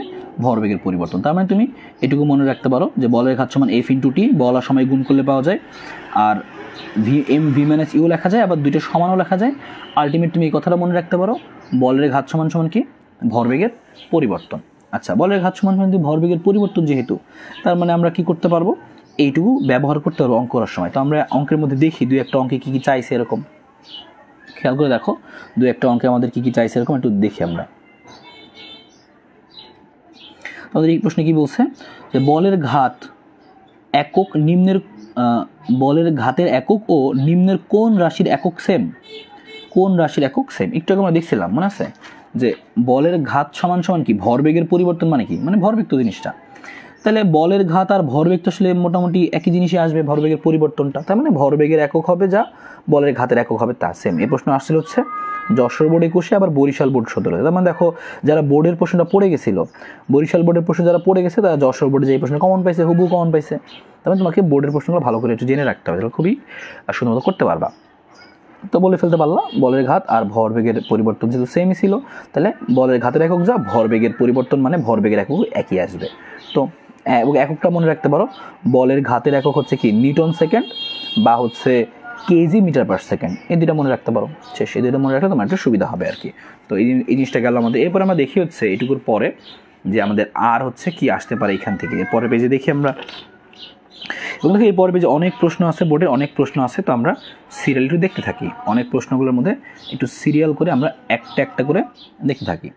দেখো আমাদের এখানে কি বলছে, এটা আসছে ময়মনসিংহ বোর্ড 21, বলের ঘাতের একক কি, একটু আগে তো পাইলা তাই না, বলের ঘাতের একক কি নিউটন সেকেন্ড পাইলা, এই যে গ নাম্বারটা নিউটন সেকেন্ড। শেষ, আমরা দ্রুত করবো যেগুলো পারবো। বলের ঘাতের একক কি নিউটন সেকেন্ড খুঁজতেছিল কিন্তু নাই, কিন্তু লেখা আছে কেজি মিটার পার সেকেন্ড, একটু আগে পাইছিল ওই পাশে। বলের ঘাতের একক দুইটা, নিউটন সেকেন্ড আর এটা কি কেজি মিটার পার সেকেন্ড। দেখো একই প্রশ্ন কত জায়গায় আসছে, ময়মনসিংহ বোর্ড 21, কুমিল্লা 19, দিনাজপুর 19, রাজশাহী 17। এককগুলো একটু দেখে যাইতে পারো সহজ করার জন্য। ওকে, আর তোমরা হচ্ছে যারা এখন পরে যুক্ত হয়েছো, তোমরা কিন্তু হচ্ছে বন্ধুদেরকে হচ্ছে একটু মেনশন করে দিতে পারো, একটু মেনশন করে দিতে পারো। তাহলে আমি দেখি আরও প্রশ্নগুলা। 34 নম্বর কি বলছে, খুব অল্প সময়ের জন্য খুব বড় মানের বল প্রযুক্ত হলে তাকে বলে হচ্ছে কি ঘাত বল। এই কথাটা মনে রাখবো তোমরা। অনেকে জিজ্ঞেস করে ভাইয়া ঘাত বল আর বলের ঘাত কি সেম কিনা। বলের ঘাত মানে হচ্ছে বল এবং সময়ের গুণফল। বলের ঘাত মানে কি বল এবং সময়ের গুণফল, আর ঘাত বল মানে হচ্ছে যদি খুব বড় মানের বল অল্প সময় কাজ করে তাহলে সেটাকে স্পেশালি বলা হয় ঘাত বল। এটাই আসছে, খুব অল্প সময়ের জন্য বড় মানের বল কাজ করলে তাকে কি বলবো ঘাত বল বলবো, বোর্ডে আসছে কিন্তু। একইভাবে মাত্রা একক তো আমরা বের করতেই পারি, মাত্রাগুলো পারবো। দেখো এটাও কি সরাসরি আসছে, বল ও বলের ক্রিয়াকালের গুণফল। ক্রিয়াকাল মানে কি সময়, বল আর সময়ের গুণফল করলে কি আসবে, এই যে আমাদের কি আসবে বলের ঘাত আসবে, কারণ শিখছিলাম বল ইন্টু সময় মানে কি বলের ঘাত। আচ্ছা, এটা আমাদের সেম জিনিস ছিল, এটুকু আমরা মনে রাখতে পারি। দেখো আরেকটা প্রশ্ন দেখি বোর্ডের, আমরা আরেকটা প্রশ্ন দেখি 38 নাম্বারটা দেখি আমরা। বলছে বলের ঘাত হচ্ছে, এটা কিন্তু বোর্ডে দুইবার আসছে, রাজশাহী 17, সিলেট 15। তো মনে রাখবে এভাবে, বলের ঘাত কি শিখছিলাম আমরা বল এবং সময়ের গুণফল, হ্যাঁ এটা ঠিক কথা। তারপর বলছে ভরবেগের পরিবর্তনের সমান, হ্যাঁ ঠিক কথা। ভরবেগের পরিবর্তনের হারের সমান না, হার তো ছিল না, ভরবেগের পরিবর্তন ছিল, তার মানে প্রথম দুটো ঠিক কথা। তাহলে অ্যান্সার হবে 1 ও 2। এভাবে মনে রাখতে পারি আমরা, কারণ তোমার মেইন জিনিসটা জানা থাকলে তুমি অন্যগুলো বের করে ফেলতে পারবা। ওকে, আচ্ছা এরপরে আমরা দেখবো হচ্ছে আমাদের এই টাইপের পরে এখানে আমাদের বেশ কিছু বাংলা প্রশ্ন আছে, তোমরা এগুলো দেখে নিজেই করে ফেলতে পারবা। আমরা ম্যাথমেটিক্যাল অঙ্কগুলো এবার শুরু করি পরের পেজ থেকে, পরের টাইপ দেখি আমরা। আমরা এরপরে আমাদের আসলে সিরিয়ালি বই কি আছে, নিউটনের তৃতীয় সূত্র, তারপর আছে ভরবেগের সংরক্ষণ নীতি। তোমরা সবাই জানো ভরবেগের সংরক্ষণ নীতির ক্ষেত্রে আমরা কি লিখতাম যে m1 u1 যোগ m2 u2 plus m1 v1 যোগ m2 v2 এরকম লিখতাম আমরা। তো ওগুলা ব্যবহার করে কী কী অঙ্ক আসতে পারে, বিশেষ করে এখানে আমাদের কী আছে বন্দুকের এই টাইপের মধ্যে আমাদের আরেকটা জিনিস আছে কি বন্দুকের পশ্চাৎবেগ। তো বন্দুকের পশ্চাৎবেগের ক্ষেত্রে তুমি ওই ভরবেগের সংরক্ষণ নীতি দিয়েই করতে পারো, তবে তুমি চাইলে এই বন্দুকের পশ্চাৎবেগের টাইপটা তুমি কিন্তু চাইলে শর্টকাট দিয়েও করে ফেলতে পারো, মানে সূত্র দিয়ে। তুমি সেক্ষেত্রে মনে রাখবা কি বন্দুকের পশ্চাৎবেগ যখন যাবে বড় হাতের m বড় হাতের v যোগ ছোট হাতের m ছোট হাতের v সমান 0। যেখানে বড় হাতের m বলতে বোঝাচ্ছি বন্দুক আর গুলির মধ্যে, বন্দুক তো বড় তাই না, হ্যাঁ টাইপ 4। বড় হাতের m মানে কি, বড় হাতের m মানে হচ্ছে বন্দুক, তাহলে আমি এভাবে মনে রাখতে পারবো বড়গুলো হচ্ছে বন্দুকের, ছোটগুলো গুলির। বন্দুকের ভর বন্দুকের বেগ, গুলির ভর গুলির বেগ, ঠিক আছে। তো হচ্ছে এই বন্দুকের ভর বন্দুকের বেগ, গুলির ভর গুলির বেগ, এগুলো আমরা তাহলে কি করবো মনে রাখার চেষ্টা করবো এইটুকু দিয়ে, তাহলে আমরা বন্দুকের পশ্চাৎবেগটা দ্রুত বের করতে পারবো। তাহলে আমরা m1 u1 m2 পুরো সূত্র লিখতে হবে না। তাহলে আমরা দেখি এখান থেকে এই যে এম এর মানটা আমরা কি করব, একটা প্রশ্ন নিয়ে দেখি, তাহলে ভালো বুঝতে পারবো। কারণ আমাদের কী বলছে এরকম জিনিস, আমরা বন্দুকেরটা যদি নিলাম আর বন্দুকেরটা একটু আগে খুঁজি, বন্দুকের একটা প্রশ্ন, অথবা বন্দুকে ছাড়াও আমরা অন্য যেগুলো থাকবে সেই সবগুলো আমাদের বেসিক যে নিয়ম ছিল, সূত্র ছিল, এই সূত্র সবারই জানা, তাই না? M1U1 যোগ হচ্ছে M2U2 সমান সমান M1V1 যোগ হচ্ছে কি M2V2। এই শুধু আমাদের সবারই জানা। তো এটা ব্যবহার করে আমরা আমাদের এই ভরবেগের সংরক্ষণ নীতি টাইপের যে প্রশ্নগুলো আছে সবগুলো করতে পারবো। তো দেখা যাক, তাহলে তুমি এটা বন্দুকের পশ্চাৎবেগের ক্ষেত্রে এটা ইউজ করবা, আর অন্যগুলো আমরা যে কোনোটার ক্ষেত্রে এটা দিয়েও আমরা বন্দুকের পশ্চাৎবেগ করতে পারবো সেম। তবে এটা করলে ইজি হবে, তাড়াতাড়ি চলে আসবে আর কি। তো দেখি আমরা দুই একটা প্রশ্ন এখান থেকে কী কী বলছে আমাদের। যেমন আমাদের কী বলছে, আমরা বোর্ডের প্রশ্ন নিয়ে সরাসরি বোর্ডের প্রশ্ন বলছি, আমাদের একটু সুবিধা হবে, বুঝতে পারবো আমরা। অথবা আমরা এখান থেকে একটা বেসিক প্রশ্ন নিই, একটা অঙ্ক দিয়েছি এখানে, বলছে হচ্ছে এই প্রশ্নটা দেখো, আমরা দেখতেছি হচ্ছে এখন কয় নাম্বারটা, 54 নাম্বারটা। বলছে 4 কেজি ও 6 কেজি ভরের দুইটি বস্তু যথাক্রমে 10 মিটার পার সেকেন্ড ও 5 মিটার পার সেকেন্ড বেগে একই দিকে চলার সময় একে অপরকে ধাক্কা দিল। ধাক্কার পর একত্রে যুক্ত হয়ে চললে কত বেগ প্রাপ্ত হবে? 9-10 অঙ্ক না, 9-10 এগুলো করছো তোমরা, তাহলে তোমাকে খেয়াল রাখতে হবে এইখানে তোমার খালি একটা জিনিসই মনে করে দিয়ে যায়, আর বাকি অঙ্ক পারবা। বলছে একই দিকে দুইটা বস্তু যাওয়ার সময় ধাক্কা মারছে একে অপরকে, তার মানে দুজন একই দিকে চলছে এবং এক একজনের বেগ কত, 10 এবং 5। এই যে 10 এবং হচ্ছে 5, যেহেতু একই দিকে চলছে দুইটা বস্তু যদি একই দিকে চলে, তাহলে সেক্ষেত্রে তুমি বেগের মানটাকে দুইটাকেই প্লাস ধরলা। কিন্তু কখন যে এরকম বলে যে একটা বস্তু হচ্ছে এই বরাবর চলছে আর একটা বস্তু বিপরীত দিকে এসে সংঘর্ষ করছে, তাহলে একটা যদি তুমি 10 ধরো, অন্যটার মান যদি 5 হয়, সেটাকে অবশ্যই -5 দিবা, বা যে কোনো একটাকে মাইনাস দিবা। কারণ ওই যে আমরা জানি বেগ তো ভেক্টর রাশি, দিকের ব্যাপার আছে, এটা তোমাকে একটু মনে রাখতে হবে। আচ্ছা, তাহলে তুমি মনে রাখতে চাও, তাহলে তোমাকে কিন্তু মনে রাখো, তাহলে কিন্তু সুবিধা হবে, না কিন্তু অঙ্ক ভুল হয়ে যাবে। তুমি খালি অঙ্ক পড়ার সময় এগুলো তো মান বসালেই পেরে যাবে, কোনো সমস্যা নাই, কিন্তু তোমাকে খালি খেয়াল রাখবা বেগের ব্যাপারটা। এটা মনে করে দিলাম এখান থেকে, যদি একই দিকে কাজ করে, একই দিকে কাজ করলে কি হবে, প্লাস, আর যদি হচ্ছে দুইটাই প্লাস, আর যদি বিপরীত দিকে কাজ করে পরস্পর, একটাকে প্লাস ধরলে অন্যটা হবে মাইনাস, এটা অবশ্যই মাথায় রাখতে হবে। তাহলে আমরা এখানকার অঙ্কটা একটু করে ফেলি। যেমন আমাদেরকে কি বলছে, আমাদেরকে বলছে হচ্ছে যে 4 কেজি ও 6 কেজি ভরে দুইটা বস্তু M1 M2 দেওয়া, দুইটা বস্তুর বেগ যথাক্রমে কত, 10 আর 5। তাহলে আমাদের কি দেওয়া, E1 E2 দেওয়া, আদি বেগ দেওয়া। পরে বলছে ধাক্কা খেয়ে একই দিকে চলার সময়, ধাক্কা খেয়ে একই দিকে চলছে মানে কি, দুইটাই প্লাস, একে অপরকে ধাক্কা দিল, ধাক্কার পরে যুক্ত হয়ে চললো। যুক্ত হয়ে চলা মানে কি, এই দুজনের শেষ বেগ কী হবে, দুজনের শেষ বেগ সেম হবে। তখন সেই ক্ষেত্রে আমরা এরকম লিখতাম, মনে করে দেখো, এই মিলিত বেগ আমরা কী লিখতাম, এরকম লিখতাম, উপরে হয়তো আমাদের কি যে M1 U1 যোগ M2 U2 ছিলই আমাদের, এইটুকু তো ছিলই। আর এখানে ভিটা যদি কমন নিই আমরা, তাহলে M1 প্লাস M2 যোগ করে থাকে, নিচে পাঠিয়ে দিলাম আমরা, এটা হয়ে গেল, মান বসাই দেবো, অ্যান্সার চলে আসবে। এবং আমরা দেখতে পেলাম অ্যান্সারটা কত আসছে, অ্যান্সার আসছে 7। তাহলে তুমি বলবা দুজনের মিলিত বেগ হচ্ছে 7 এবং দুজন ওই যেদিকে যাচ্ছিল সেদিকেই চলতে থাকবে। তাহলে এটা কিন্তু খুবই সহজ প্রশ্ন, তারপরে আমাদের পরীক্ষায় দেয়, অবজেক্টিভে দেয়, যেহেতু অনেক সহজ জন্য অবজেক্টিভে দেয়। তো আশা করি এইটুকু জিনিস মনে রাখলে হয়ে যাবে। একটা বন্দুকের পশ্চাৎবেগের অঙ্ক করাই দিই, বন্দুকের পশ্চাৎবেগের একটা করাই দিই, যেন হচ্ছে তোমরা বন্দুকেরটাও করতে পারো।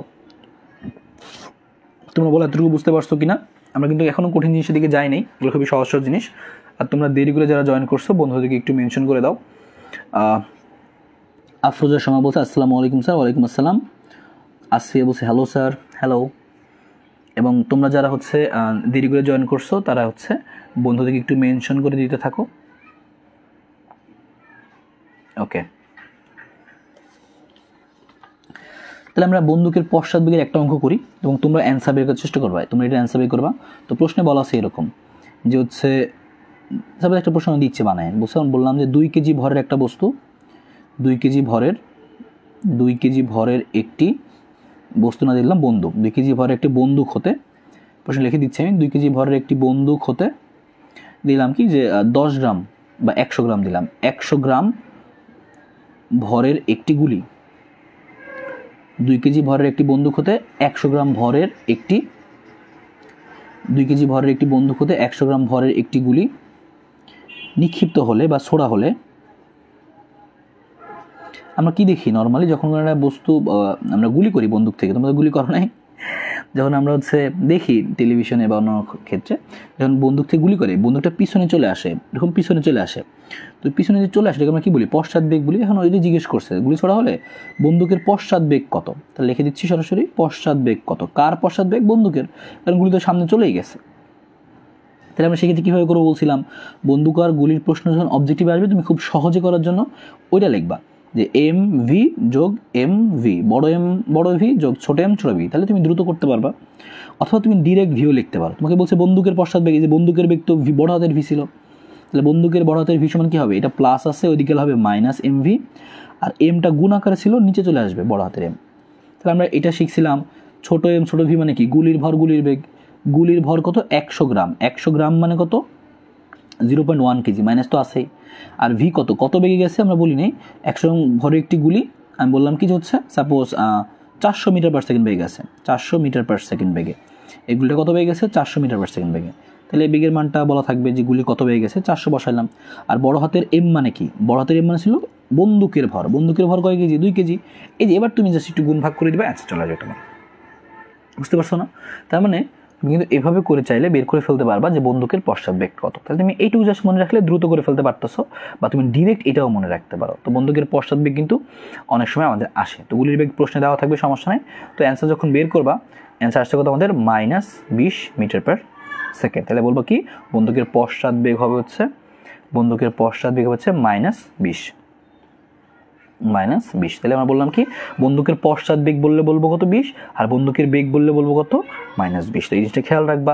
আর একটা জিনিস শিখাই দিই, প্রশ্নে অনেক সময় কনফিউশন ক্রিয়েট করার চেষ্টা করে, অনেক সময় এরকম থাকে। অনেকেই অ্যান্সার বলছো মারিয়া, কাউসার, তরু, জান্নাত, সবাই বলছো -20। হ্যাঁ, পরীক্ষায় এরকম চাই আমাদের, পরীক্ষায় আমাদের এরকম চাই যে পশ্চাৎ বেগ কত, এবং অপশনে যদি দেখো এরকম আছে পশ্চাৎ বেগ হচ্ছে -20, দুইটাই আছে। বলছে পশ্চাৎ বেগ কত, তাহলে অ্যান্সার দিবা 20, কারণ পশ্চাৎ মানেই তো হচ্ছে মাইনাস। আর যদি দেখো যে পশ্চাৎ বেগই বলছে কিন্তু অপশনে খালি -20 আছে, অন্যটা নাই, তাহলে -20 দাগাই দিবে, সমস্যা নেই। কিন্তু যদি কনফিউশন ক্রিয়েট করার চেষ্টা করে দুইটা দিয়েই, তখন সেক্ষেত্রে পশ্চাৎ বেগ বললে তুমি শুধু প্লাসেরটা বসাবা, কারণ পশ্চাৎ মানে যে মাইনাসটা, -20টা। তাহলে এইভাবে চাইলে আমরা একটু মনে রাখতে পারি, কারণ অনেক সময় এরকম দুইটা অপশনই দিয়ে আমাদের কনফিউশন ক্রিয়েট করার চেষ্টা করে। তো এটা আমরা একটু মনে রাখতে পারি এখান থেকে। আমাদের এখানে এই টাইপটা ছিল। এরপরে আমাদের এরপর টাইপ হচ্ছে রকেটের, আমাদের প্রশ্ন ছিল রকেটের উপযুক্ত ধাক্কা, রকেটের উপযুক্ত বল। রকেটের এখানে অঙ্ক কম আছে, একটা আছে। তারপর আমি একটু সূত্রগুলো একটু মনে করাই দিই তোমাদের, রকেটের ক্ষেত্রে কী কী হবে। তাহলে রকেটের, তার মানে তোমার এই বেসিক জিনিসগুলো মনে রাখলেই তোমার সুবিধা হবে, কারণ তোমার যে কোনো যেভাবেই দিক প্রশ্ন তুমি করতে পারবা। ভাইয়া জাহিদ বলছে ভাইয়া 400 এই মানটা বুঝলাম না, এটা প্রশ্নে দেওয়া আছে। 400 হচ্ছে কি বলছে, এত গ্রাম ভরে একটি গুলি 400 মিটার পার সেকেন্ড বেগে যাচ্ছিল, এই জন্য হচ্ছে ওই গুলির ভরটা হচ্ছে 400, প্রশ্নে দেওয়া থাকবে, সমস্যা নেই। আর পশ্চাৎ বেগে যে কথাটা বলছি সেটা আরেকবার একটু বলি, যে যদি কখনো প্রশ্নে বলে বন্দুকের পশ্চাৎ বেগ কত, অপশন দেখো দুইটা অপশনই আছে, প্লাস মাইনাস। পশ্চাৎ বলছে মানে কি মাইনাসের কথা বলেই দিছে, তার মানে শুধু ভ্যালুটা বসাবা। আর যদি বলে বন্দুকের বেগ কত, তাহলে তুমি -20 বসাবা। কিন্তু যদি আবার দেখো যে বন্দুকের পশ্চাৎ বেগ চাইছে কিন্তু খালি -20 অপশনটাই আছে, তাহলে -20 দাগাইতে হবে, আর তো কিছু করার নেই, এরকম। ওকে, তাহলে আমরা এটা বুঝলাম, আমরা এই জিনিসটা বুঝলাম। এবং তোমরা হচ্ছে সবাই বন্ধুদেরকে একটু মেনশন করে দিতে পারো যারা পরে যুক্ত করছো। মাহমুদুল হাসান আকাশ বলছে ভাইয়া ক্লাস আটকে যায় কেন, নেটের সমস্যা থাকলে অনেক সময় আটকে যায়, নেট স্লো হয়ে গেলে, কারণ কানেকশন তো মানে সবসময় সেম থাকে না, কম আপ ডাউন করতে থাকে, এই জন্য আটকে যায় আর কি। ওকে ফাইন, এবার আমরা তোমাকে আমি আরও কয়েকটা টাইপ দেখাই দিচ্ছি, লিফট এবং রকেটের টাইপটা দেখাই দিচ্ছি। যে লিফট রেখে তোমাকে কী মনে রাখতে হবে, তুমি খালি আমি যতটুকু বেসিক কথা এখন বলতেছি এটুকু মনে রাখো, যে কোনো অবজেক্টিভ আসলেই করতে পারবা, তাহলে এই বেসিক কথাটা ইম্পর্টেন্ট। তো লিফটের ক্ষেত্রে তোমাকে মনে রাখতে হবে, লিফট যদি হচ্ছে সমবেগে চলে, যদি বলে একটি লিফট কী হয়েছে সমবেগে উপরে ওঠানামা করতেছে, যদি প্রশ্নে বলে লিফট সমবেগে, লিফট হচ্ছে সমবেগে উপরে উঠানামা করে, যদি এখন বলে লিফট হচ্ছে সমবেগে উপরে ওঠানামা করে, লিফটে আপাত ওজন কত, তাহলে আপাত ওজন কী হবে সেক্ষেত্রে, আপাত ওজন হবে R = mg হবে, কোনো চেঞ্জ হবে না, সমবেগে উঠানামা করছে তার মানে এখানে কোনো ধরনের চেঞ্জ আসবে না। তাহলে R = mg, তোমার ভর আর তোমার ওজন, এই জি বসাই দিলে ওজন চলে আসবে বা আপাত ওজন চলে আসবে, এই আরকে বলা হয় আপাত ওজন। তাহলে কথা ক্লিয়ার, প্রশ্ন দিলে তুই এখন থেকে পারবা। যদি বলে লিফট সমবেগে উপরে উঠানামা করতেছে, সমবেগে বললে কী করবা সেক্ষেত্রে, কী করবা, এই যে R = mg, কোনো চেঞ্জ হবে না, সমবেগে ওঠানামা করলে আপাত ওজনে কোনো চেঞ্জ হবে না, ঠিক আছে। তারপর যদি তোমাকে এরকম বলে যে লিফট, এই লিফট এবার কী করছে, এ ত্বরণে, এবার সমবেগ না, এবার ত্বরণ আসছে, এ ত্বরণে উপরে উঠে, যদি বলে লিফট এ ত্বরণে উপরে উঠতেছে, এ ত্বরণের মান তোমাকে বলে দেবে, যদি বলে দেয় যে লিফট এ ত্বরণ নিয়ে বা 4 মিটার/সেকেন্ড² ত্বরণ নিয়ে উপরে উঠতেছে, তুমি যদি দেখো লিফট উপরে উঠতেছে এবং ত্বরণে উপরে উঠতেছে, সেই ক্ষেত্রে লিফটের মধ্যে যে ব্যক্তি থাকবে তার ওজনটা চেঞ্জ হয়ে যাবে, আপাত ওজনটা ভিন্ন রকম মনে হবে। আর কারো প্রকৃত ওজন তো কত হয়, প্রকৃত ওজন তো mg হয়, আর আপাত ওজন আমরা বের করতেছি। যদি তুমি লিফটের মধ্যে থাকো এবং লিফট যদি ত্বরণে উপরে উঠতে থাকে, সেই ক্ষেত্রে আর এর মানটা কি হবে, আপাত ওজন হবে আর সমান mg+a। তাহলে মনে রাখবা, লিফট যদি উপরে উঠে ত্বরণ নিয়ে তাহলে প্লাস হবে, উপরে উঠলে প্লাস। আর একইভাবে তুমি বুঝতে পারতেছো যদি নিচে নামে, তাহলে এ ত্বরণ নিয়ে নিচে নামলে, এই 3টা কথা মনে রাখলে তুমি লিফটের সমস্ত এমসিকিউগুলো করতে পারবা। লিফট যদি এ ত্বরণ নিয়ে নিচে নামে, সেক্ষেত্রে যদি এ ত্বরণ নিয়ে নিচে নামে, প্রশ্নে লেখা থাকবে যে এত ত্বরণ নিয়ে উপরে উঠতেছে নাকি নিচে নামতেছে, অবশ্যই লেখা থাকবে। তো উপরে উঠলে বা নিচে নামলে সেক্ষেত্রে কী হবে, নিচে নামলে সেক্ষেত্রে কী হবে, যে আপাত ওজন হবে mg-a। তাহলে আমরা শুরুটা করার পরে এই জিনিসটা পাইছিলাম, আপাত ওজনটা বের করার পরে এটা পাইছিলাম, তোমাকে মনে রাখতে হবে। তাহলে মনে রাখবা, সমবেগে উপরে উঠলে বা নামলে যাই হোক, সমবেগ হলে mg, চেঞ্জ হবে না। আর যদি লিফট এ ত্বরণ নিয়ে উপরে ওঠে তাহলে কী হবে, mg+a, আর এ ত্বরণের নিচে নামলে mg-a। এবার চালাকি করে তারা যদি বলে যে, মনে করো তুমি অন্যটা দিলাম, বললাম এ ত্বরণ নিয়ে না, এবার এ বললাম এ মন্দনে, বললাম এ মন্দনে নিচে, তাহলে এ মন্দন যাই হোক, তুমি আগে দেখবা নিচে নামছে, তাহলে নিচে নামলে তুমি শিখছিলা সূত্র কি হয়, এই যে একটু আগে দেখছো, নিচে নামলে সূত্র হয় কি, mg-a, এরকম শিখছিল তাই না, যে mg-a। এইবার যেহেতু মন্দন মানে কি, ত্বরণের মধ্যে একটা মাইনাস, তাহলে তুমি চাইলে এই মাইনাস আর এই মাইনাস মিলে প্লাস দিতে পারো। তাহলে তোমার মনে রাখার সুবিধার জন্য তুমি এইভাবে মনে রাখবা, নিচে নামলে হয় কি মাইনাস, আর উপরে উঠলে হয় কি এই যে প্লাসেরটা। ত্বরণ বলে তো নর্মালটা, আর মন্দন যদি বলে, মন্দন বলা মানে কি এর মধ্যে তুমি একটা মাইনাস দিয়ে দিবা, এই যে এর মধ্যে মাইনাস দিলাম, যা আসার আসবে। তাহলে তোমার কষ্ট করে আর আরও সূত্র মুখস্থ করতে হবে না, তুমি খালি মনে রাখবা মন্দন মানে কি, মন্দন বললে ওই ত্বরণের মানের মধ্যে একটা ইচ্ছা করে মাইনাস দিয়ে দিবা, তাহলে মন্দন হয়ে গেলো, শেষ, আর কিছু করতে হবে না তোমার। নিচে বললে মাইনাস দিয়ে দিবা, শেষ। আর মন্দন বললে মন্দনের মধ্যে মাইনাস দিবা, তাহলে তোমার টোটাল জিনিসটা চলে আসবে। তাহলে লিফটের এইটুকু জানলে তুমি লিফটের সবগুলো করে ফেলতে পারবা। তো লিফটের এইটুকু আমাদের গেল, লিফটের এইটুকুর পরে কিন্তু আমাদের লিফটের পরে আমাদের আরও আছে কি, রকেট আছে। তো রকেট থেকে প্রশ্নগুলো আসে,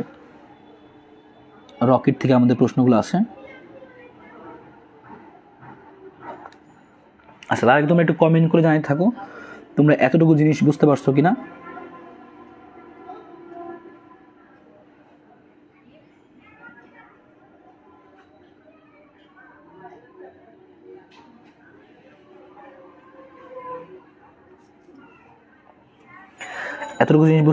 একটু কমেন্ট করে জানাও। বিজয় হাসান বলছে যে ওকে, জান্নাত ভুঁইয়া বলছে জি ভাই ক্লিয়ার, অনেক বলছে জি ভাইয়া, বিজয় বলছে ওকে ভাইয়া, তারিমা বলছে জি ভাইয়া ক্লিয়ার একদম, তনি বলছে জি ক্লিয়ার, তোর বলছে আলহামদুলিল্লাহ ক্লিয়ার ভাইয়া, আহমদুল হাসান আকাশ বলছে জি ভাইয়া ক্লিয়ার।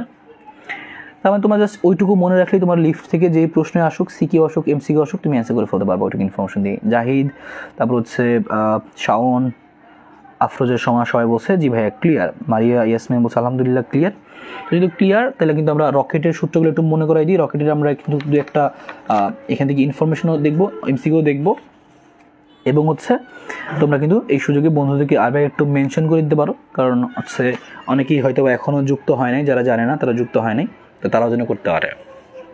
ওকে, আর তোমরা হচ্ছে আরও একবার করে আমাদের হচ্ছে দর্পণ একাডেমি গ্রুপে একবার তোমরা শেয়ার করে দাও, সবাই একবার করে গ্রুপে শেয়ার করে দাও, এবং হচ্ছে গ্রুপে যারা আসো তারা কিন্তু অ্যাপ্রুভ করে নিতে পারো।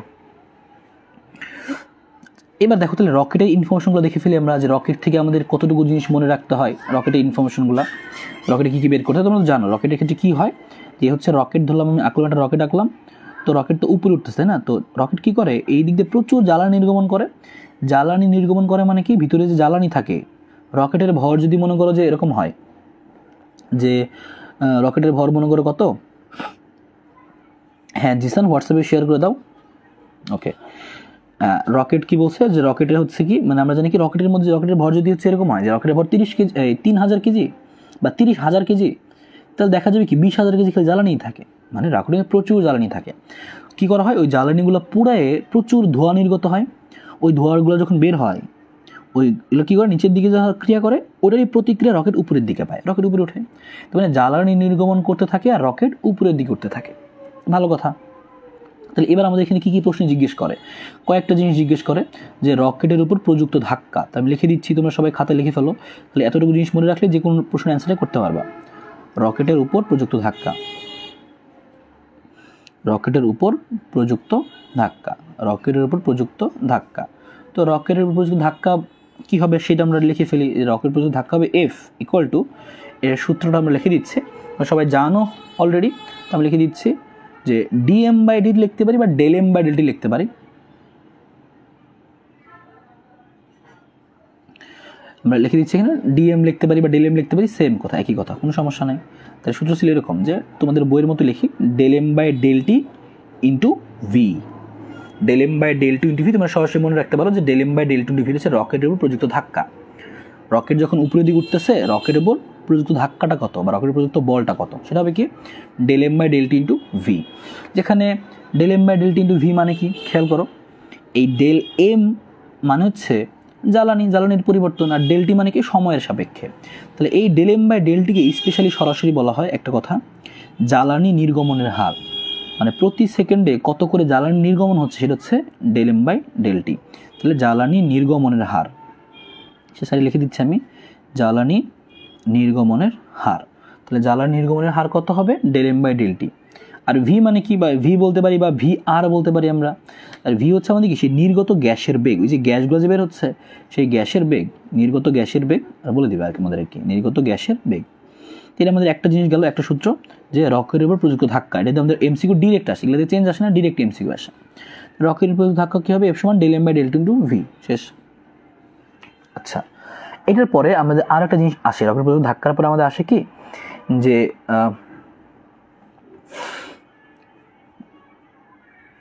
রকেটের উপর প্রযুক্ত আমাদের আরেকটা আসে হচ্ছে যে ত্বরণ আসে। আমাদের রকেটের ত্বরণটা আমাদের পরীক্ষায় বেশ আসে এখান থেকে, রকেটের ত্বরণ। আরও কয়েকটা জিনিস আসে, তবে এই দুটো আমাদের অনেক কমন। রকেট হচ্ছে ত্বরণ। তো রকেটের ত্বরণটা কী হবে, রকেটের ত্বরণ আমরা এই লিখি, আমরা জানি এ সমান কি F/m, এই F-কে m দিয়ে ভাগ করলে ত্বরণ আসবে। তাহলে আমরা করবো কি, এই ∂m/dt ইন্টু ভি, এটা মানে তো F ছিল তাই না, ওটাকে ভাগ করে দেবো কি দিয়ে, ভর দিয়ে ভাগ করে দিব, রকেটের ভর দিয়ে ভাগ করলেই ত্বরণ চলে আসবে। তাহলে অ্যান্সার হবে 1/m ∂m/dt ইন্টু ভি। তবে সাথে মাইনাস একটা জি থাকে, কারণ অভিকর্ষ ত্বরণ, রকেট উপরে যাচ্ছে, অভিকর্ষ ত্বরণ নিচে কাজ করে। তাহলে রকেটের নেট ত্বরণটা বের করার জন্য আমাকে এই জিটা বিয়োগ করতে হয়। তবে কিছু কিছু কেসে অনেক সময় প্রশ্নে উল্লেখ থাকে যে জি উপেক্ষণীয়, বা জি এর মান অনেক উপরে চলে গেলে রকেট, তখন জি এর মানটা কমে যায়, তখন জিকে নেগলেক্ট করা যায়। তখন অনেক সময় যদি প্রশ্নে উল্লেখ থাকে জি উপেক্ষণীয় বা জি হচ্ছে নেগলেজিবল, তখন তুমি জি আর লিখবা না, তখন তুমি খালি এটুকু দিয়ে করবা ∂m/dt ভি সাথে 1/m। ঠিক আছে, তো এতটুকু কথা আমরা একটু মনে রাখতে পারি।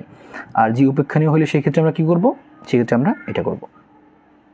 আচ্ছা, তাহলে মনে রাখবা রকেটের উপর প্রযুক্ত ধাক্কা হচ্ছে আমাদের এটা, রকেটের ত্বরণ হচ্ছে কী হবে ∂m/dt ইন্টু ভি, সাথে কি থাকবে 1/m। ওকে, এইটুকু তুমি মনে রাখবা, তাহলে তুমি এখানে অঙ্কগুলো করতে পারবা। এবার তুমি এইটা অঙ্ক করতে চাও, তাহলে দেখো তুমি এখান থেকে কী জিনিসটা তোমার আসবে। হ্যাঁ, তার অবশ্যই ভাইয়া জি না দিলেও তো হয়। হ্যাঁ, এটা তো বললাম যে জি আমরা কখন দিব না, আরেকবার শুনে রাখো, জি আমরা কখন দিব না। প্রশ্নে যদি জি এর কথা কোনো কিছু না উল্লেখ করে তখন তুমি পুরোটাই লিখবা।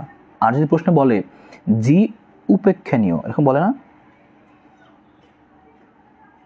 এরকম বলে মানে জি এর মানটা নেগলেজিবল কখন, যখন তোমরা অনেক উপরে চলে যায় রকেট নিয়ে, তখন জি এর মানটা কমতে থাকে এবং নেগলেজিবল হয়ে যায়, কম আসে।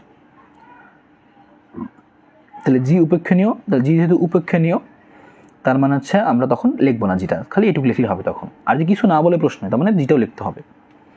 ওকে, তারপরে প্রশ্ন দেখি একটা সরাসরি এই রকেটের, তাহলে বুঝতে পারবা। যেমন হচ্ছে ঢাকা কলেজের একটা প্রশ্ন, এবং তোমরা কেউ ঢাকা কলেজে থাকলে কমেন্ট করে জানাতে পারো।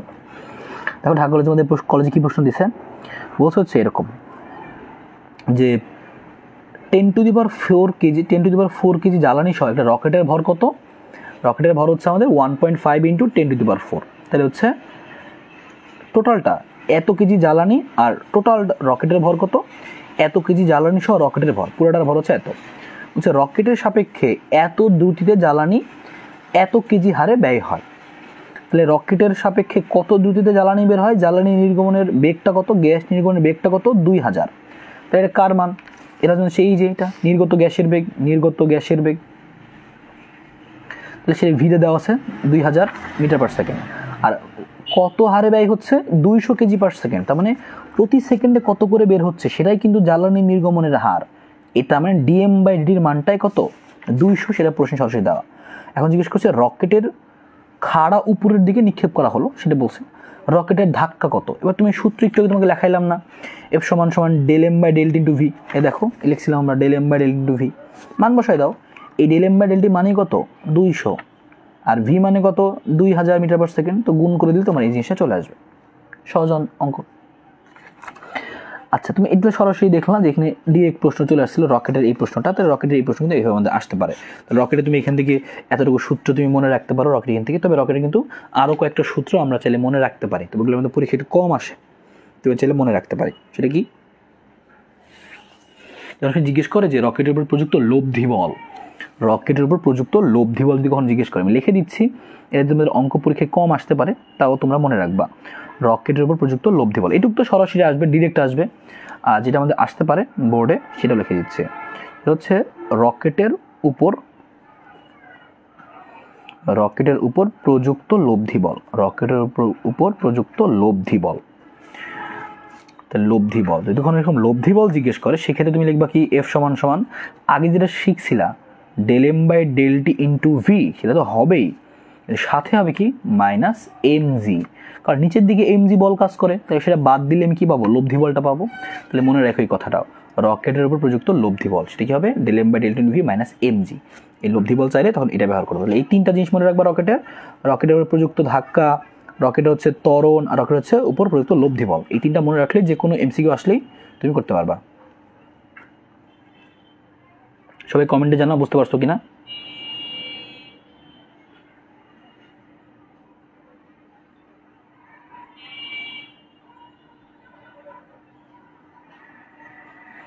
সবাই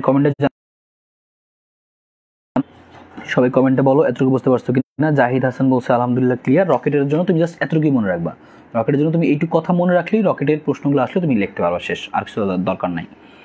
আমাদের বোর্ডে যে প্রশ্নগুলো আসবে রকেটের জন্য এইটুকু জানলেই মনে রাখলেই তুমি করতে পারো। সবাই কমেন্টে লেখো বুঝতে পারছো কিনা। আচ্ছা, তো রকেটের এইটুকু গেল। এটুকুর পরে আমরা দেখি হচ্ছে চলো যে আমাদের এরপরে আর যে টাইপগুলো আছে সেই টাইপে কী কী প্রশ্ন আসতে পারে।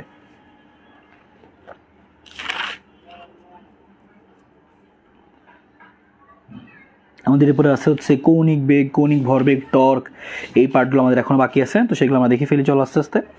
এবার এই টাইপের পরে আমাদের একটা জিনিস আছে, সেটা হচ্ছে ঘূর্ণন গতি সংক্রান্ত যে টাইপটা আছে। ঘূর্ণন গতি থেকে তোমার যেটুকু জানতে হবে সবগুলো দেখাই দিচ্ছি। এবং ঘূর্ণন গতির টাইপটা যে তোমার পরীক্ষায় MCQতে আসবে সেটা হচ্ছে গ্যারান্টেড। হ্যাঁ, তোমার এই টাইপটা পরীক্ষায় আসবেই, MCQতে আসবেই, মানে আসবেই। তো মনে রেখো এই ঘূর্ণন গতির টাইপটা পরীক্ষা অবশ্যই আসবে। মেহেদি হাসান মামুন বলছে ভাই আমি 2023-এর, এবং তোমাদের 2023-এর জন্য কিন্তু আমরা খুব শীঘ্রই স্পেশালি ক্লাস শুরু করব, ডিটেলস ক্লাস শুরু করব।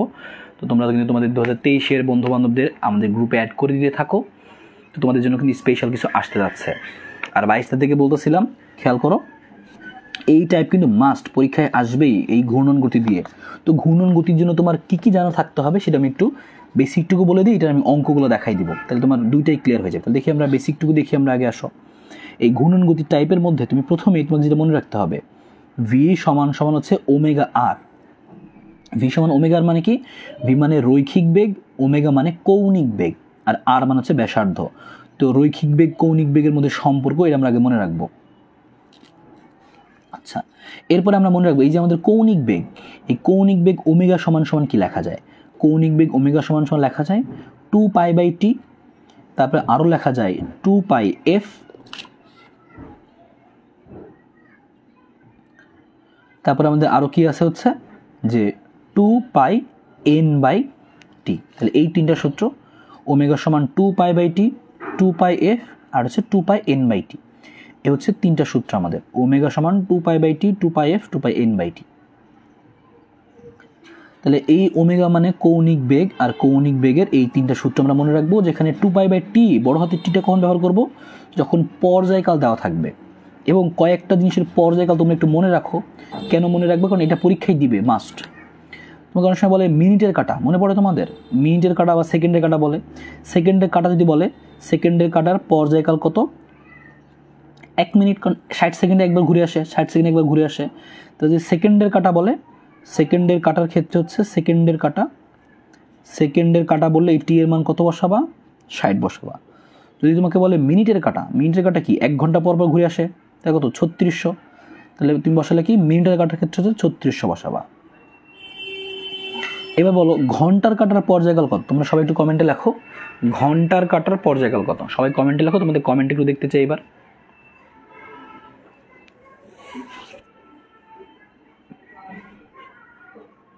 ঘন্টার কাটার পর্যায়কাল কত? ঘন্টার কাটার পর্যায়কাল কত? কমেন্টে লেখো ঘন্টার কাটার পর্যায়কাল কত। হ্যাঁ, মিনিটেরটা হচ্ছে 3600 সেকেন্ড। মিনিট লিখছি আমরা, ঘন্টারটা বলো, ঘন্টার কাটারটা বলো তোমরা সবাই। মেহেদি হাসান বলছে 3600। এটা কোন কাটারটা 3600? সবাই বলো ঘন্টার কাটারটা কত হবে। এখন কেউ লেখো নাই ঘন্টার কাটারটা। হ্যাঁ, তাহারিমা সবার আগে বলছে যে 12 ঘন্টা। ইয়েস। ধ্রুব রায় 24 ঘন্টা বলছে। আমি ভাবতেছিলাম হ্যাঁ ধ্রুব রায়ের মতো কে খেয়ে আসছো তাদেরকে দেখতে যাচ্ছিলাম, ভাববে হ্যাঁ এই যে আরেকজন পাওয়া গেছে জান্নাত, সে বলছে হচ্ছে কত? 24 ঘন্টা। না, হ্যাঁ 24 ঘন্টা হবে না। CS400 বলছে তাসনিম, সে বলছে 24 ঘন্টা। রবিনও বলছে 24 ঘন্টা। 8400 কত জানি বলছে। 24 ঘন্টা হবে না, কারণ দেখো ভাই ঘড়ির কাটার মধ্যে তুমি যে ঘড়িটা দেখছো, জীবনে দেখছো তোমার ঘড়ির মধ্যে 24টা কাটা আছে। 1 2 3 4 5 6 7 8 9 10 12টা না? 24 আসবে কই থেকে? পর্যায়কাল মানে কি একবার ঘুরে আসে তো সময় লাগে। এখন 12টা বাজতেছে, কাটা এখানে আছে, আবারও 12 ঘন্টা পর এখানে আসবে। তার মানে এই ঘন্টার কাটা বললে কত হবে? 12 ঘন্টা। আর 12 ঘন্টা মানে কি 12 × 3600। এভাবে মনে রাখবে। এটা জিজ্ঞেস করলাম এই জন্য, কারণ ঘন্টা বললে অনেকে 24 ঘন্টা মেরা দেয়, মানে না বুঝে ওঠার আগেই, মানে দ্রুত করতে যায় এটা করে ফেলে। তো কত হবে? 12 × 3600, 12 ঘন্টা হবে। হ্যাঁ, তো তুমি লিখবা এই যে এত। কার ক্ষেত্রে? ঘন্টার কাটার ক্ষেত্রে। এইটুকু কথা কেন আমি স্পেশালি বলে দিলাম, কারণ এইটুকু দিয়েই তোমাদের অনেক প্রশ্ন সামনে পাবা, এই কৌণিক বেগ দিয়েই। আর কৌণিক বেগ থেকে রৈখিক বেগ বের করতে বললে ভি সমান ওমেগার তো আছেই, তাহলে ভি সমান ওমেগার এটুকু বের করে ফেলতে পারবা। তাহলে ঘূর্ণন গতি নিয়ে তুমি এইটুকু জিনিস জানলে তুমি অঙ্কগুলো করতে পারবা। দেখা যাক আমাদের প্রশ্নগুলো কী কী বলে। রাজশাহী বোর্ড 19-এ আসছে 0.01 মিটার দৈর্ঘ্যের একটি ঘড়ির মিনিটের কাটার প্রান্ত বিন্দুর রৈখিক বেগের মান কত? রৈখিক বেগ চাইছে, তা তুমি কি লিখবা? তুমি জানতে রৈখিক বেগ সমান কি? ভি সমান ওমেগা আর, এটা শিখছিলা তুমি। এবার ওমেগার মান তো জানো না, কি বলছে? ঘড়ির মিনিটের কাটা, তোমার মিনিটের কাটার তোমার ওমেগা বের করে নিতে হবে। মিনিটের কাটা তুমি জানো, যে ওমেগা সমান কি হবে? 2π/t। মিনিটের কাটা বলছে দেখে বসাবো কত আমরা? 3600। তাহলে বসালাম 2π/3600। আর আর এর মান কত? প্রশ্নে দেওয়া যে 0.01 মিটার দৈর্ঘ্য, তাহলে গুণ দিয়ে দিলাম আমি 0.01 মিটার। শেষ অ্যান্সার। আমি খুব দ্রুত বের করে ফেলতে পারবা এই জিনিসগুলো, খুব দ্রুত বের করতে পারবা, কারণ জিনিসগুলো অনেক সহজ। ওমেগা বের করলাম আমরা 2π/t। ঘন্টার কাটা মিনিটের কাটা না বলে সেকেন্ডের কাটা বলে কী করতাম আমরা? 2π/60 বসাইতাম তখন। এই জন্যই আমি বলে দিলাম যে টি এর মানগুলো মুখস্থ রাখবা।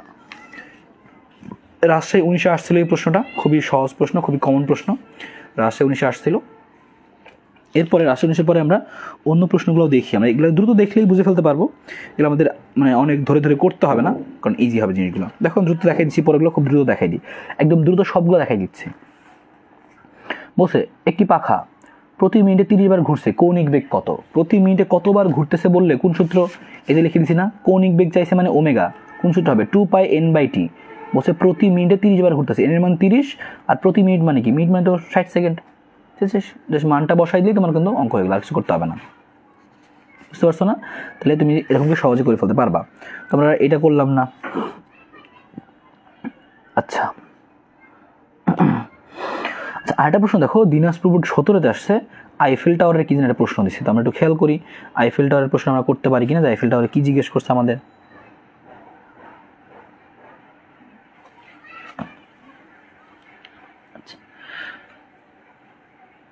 দেখো কি বলছে, পৃথিবীর নিজ অক্ষে ঘূর্ণনের জন্য আইফেল টাওয়ারের কৌণিক বেগ কত? আইফেল টাওয়ারের কৌণিক বেগ জিজ্ঞেস করছে, তুমি কিভাবে করবা? অপশন দেওয়া আছে রেডিয়ানে আর দেওয়া আছে ডিগ্রিতে। তাহলে তুমি কি করবা? আমরা আরেকটা সূত্র জানি, সেটা কি? যে ওমেগা সমান θ/t। এটা কই থেকে জানি আমরা? এটা আমরা কই থেকে জানি? এটা জানি হচ্ছে আমরা এস সমান সমান ভিডি জানতাম, তাহলে ভি সমান সমান এস বাই টি, তেমনিভাবে হচ্ছে ওমেগা সমান সমান থিটা বাই টি। থিটার মানটা কত? যে আমরা জানি নিজ অক্ষে 4 দিকে ঘুরতেছে মানে কি 360 ডিগ্রি। 360 ডিগ্রিকে ভাগ দিয়ে দিলাম আমরা কত? এই যে পর্যায়কাল দিয়ে। পর্যায়কাল কত? ৮৬,৪০০, কারণ নিজ অক্ষে 4 দিকে ঘুরতে পৃথিবী লাগে 24 ঘন্টা, তো পৃথিবীর পর্যায়কাল ৮৬,৪০০, 24 ঘন্টা। তো ভাগ করলে একটা মান চলে আসবে, শেষ। আচ্ছা, একটু ব্লার হয়ে গেছে, আমরা একটু ওয়েট করি। ওকে, এটা তোমরা মনে রাখতে পারো। আসলে ইন্টারনেটের সমস্যা।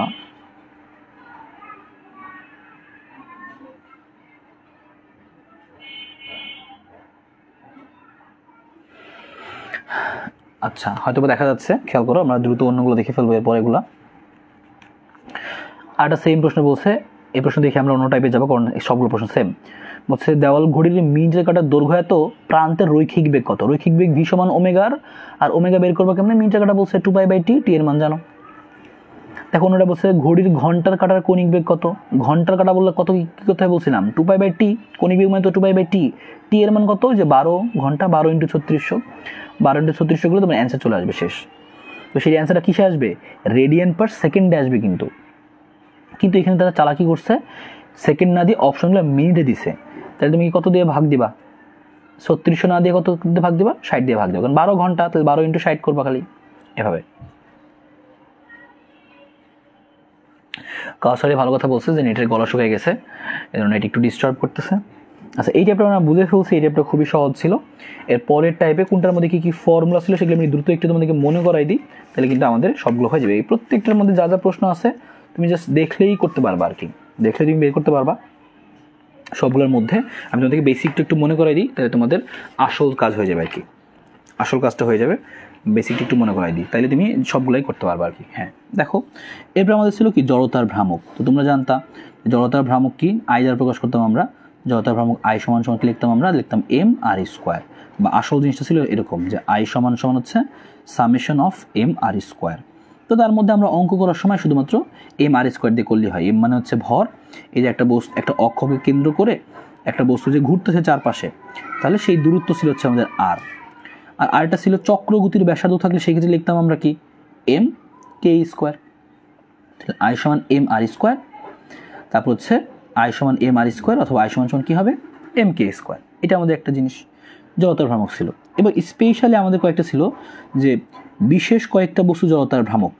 তোমরা মনে করে দেখো যে বিশেষ কয়েকটা বস্তুর জড়তার ভ্রামক কী ছিল? বিশেষ কয়েকটি বস্তুর জন্য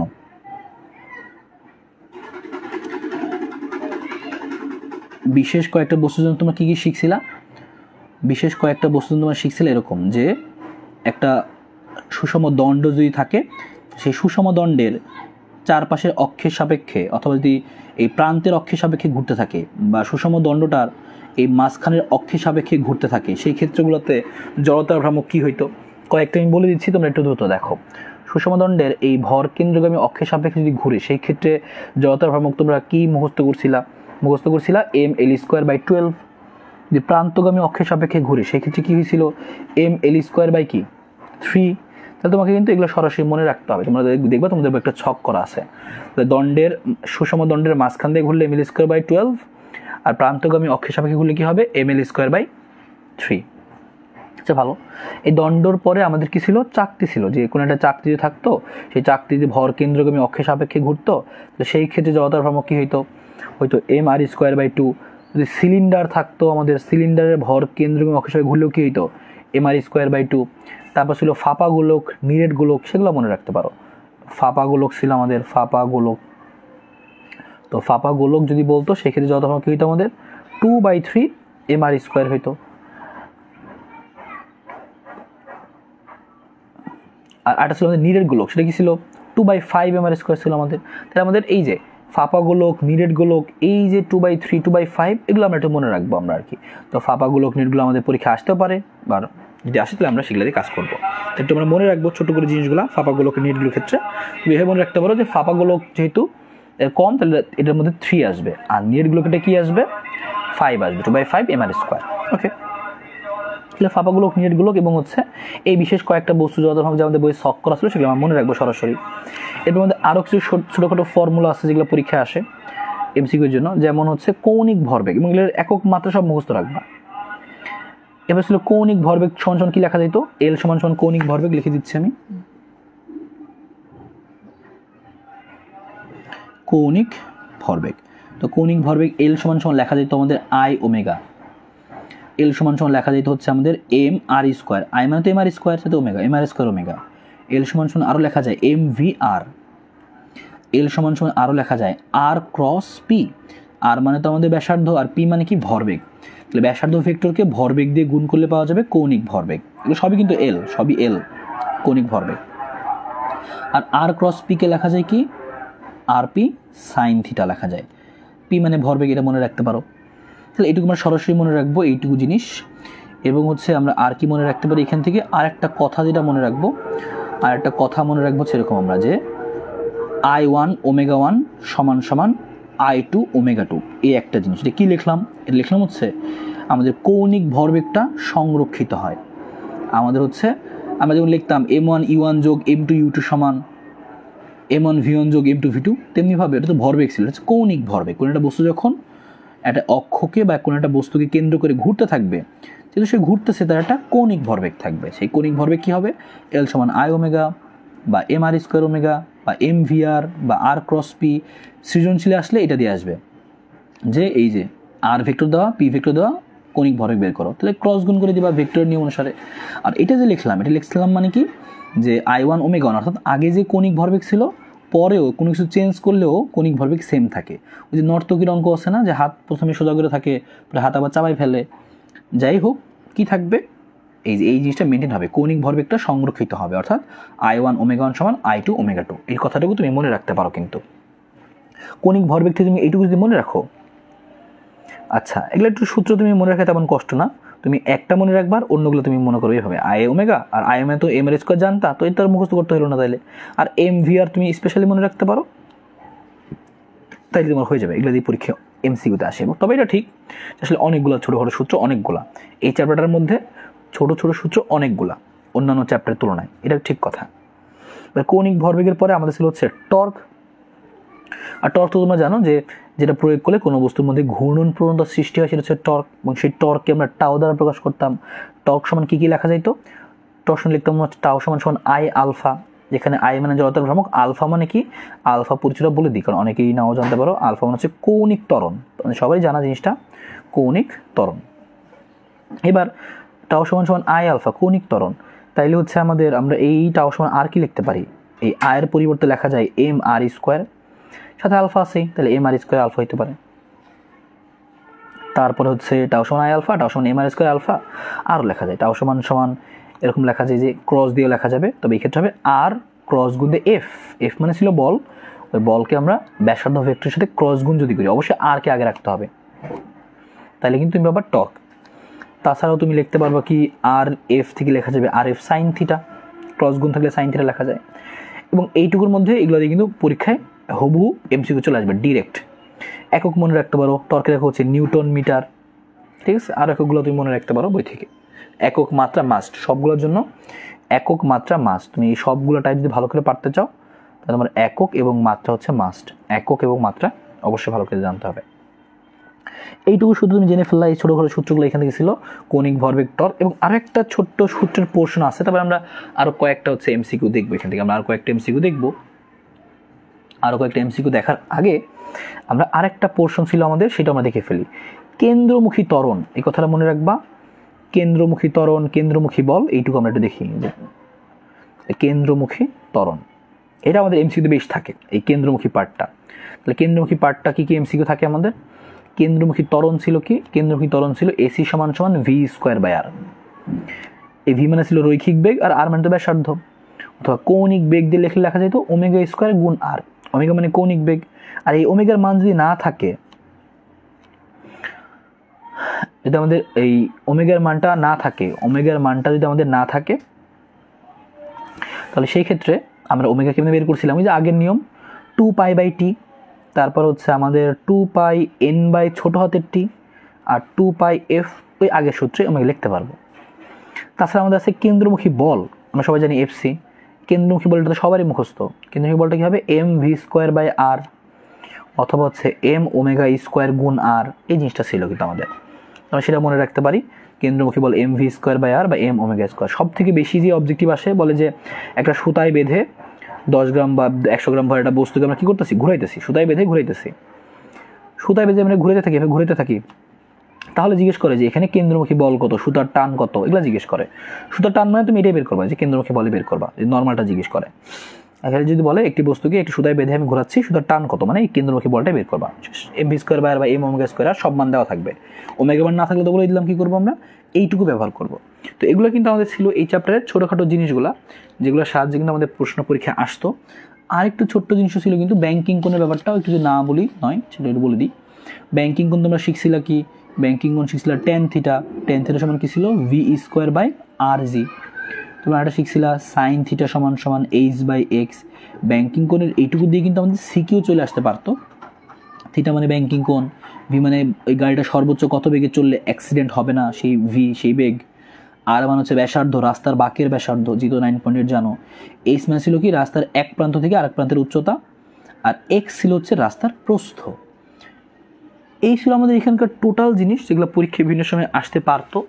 এই ছোটো জিনিসগুলো দিয়ে আমরা 2-1টা প্রশ্ন দেখতে পারি যেগুলো আমাদের পরীক্ষায় অনেক সময় আসে। কথা একটু মনে রাখবো আমরা এগুলা, যদি এতটুকু জিনিস আমরা মনে রাখি দেখবো এখান থেকেই প্রশ্ন করতে পারতেছি। আর এটার মধ্যে হচ্ছে আমাদের সিকিউর জন্য কী ধরনের জিনিসগুলো পড়তে হবে, সিকিউ জিনিসগুলো আমি আলাদা করে একদিন বলবো নি, যে হচ্ছে এই চ্যাপ্টার থেকে আমাদের সিকিউ এর পার্টগুলো বা সিকিউ থেকে কী কী প্রশ্ন আসতে পারে। 2-1টা প্রশ্ন এবার তোমরাই অ্যান্সার বলবা, আমি প্রশ্ন বাইরে করে বলবো, আমি খালি নাম্বার জিজ্ঞেস করবো, তোমরা খালি অ্যান্সার লিখবা কমেন্টে। তো আমি এই সূত্রগুলো বলার পরে আমরা দেখি যে এই সবগুলো টপিক থেকে কী প্রশ্ন আসতে পারে। যেমন টর্ক, জড়তা, ভ্রাম্যক, কৌণিক ত্বরণ যেগুলো দেখলাম আমরা, এই টর্কের প্রশ্নগুলো বেশ আসে পরীক্ষায়।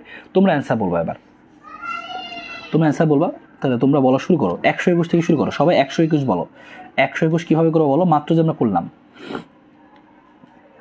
এই চ্যাপ্টারে। হ্যাঁ, সাজাদ ভালো কথা একটা কথা বলছে, এই চ্যাপ্টারে সব ক্ষুদ্র ক্ষুদ্র অনেক সূত্র আর কি, আসলে কথা ঠিক। তোমাদের যাদের হচ্ছে ক্ষুদ্র ক্ষুদ্র অনেক সূত্র মনে রাখতে কষ্ট হয়, তো তোমরা কিন্তু হচ্ছে এমসিকিউর জন্য প্রিপারেশন নিতে পারো চ্যাপ্টার থেকে, আর বাকি চ্যাপ্টারগুলো থেকে সিকিউর জন্য প্রিপারেশন নিতে পারো, সমস্যা নেই।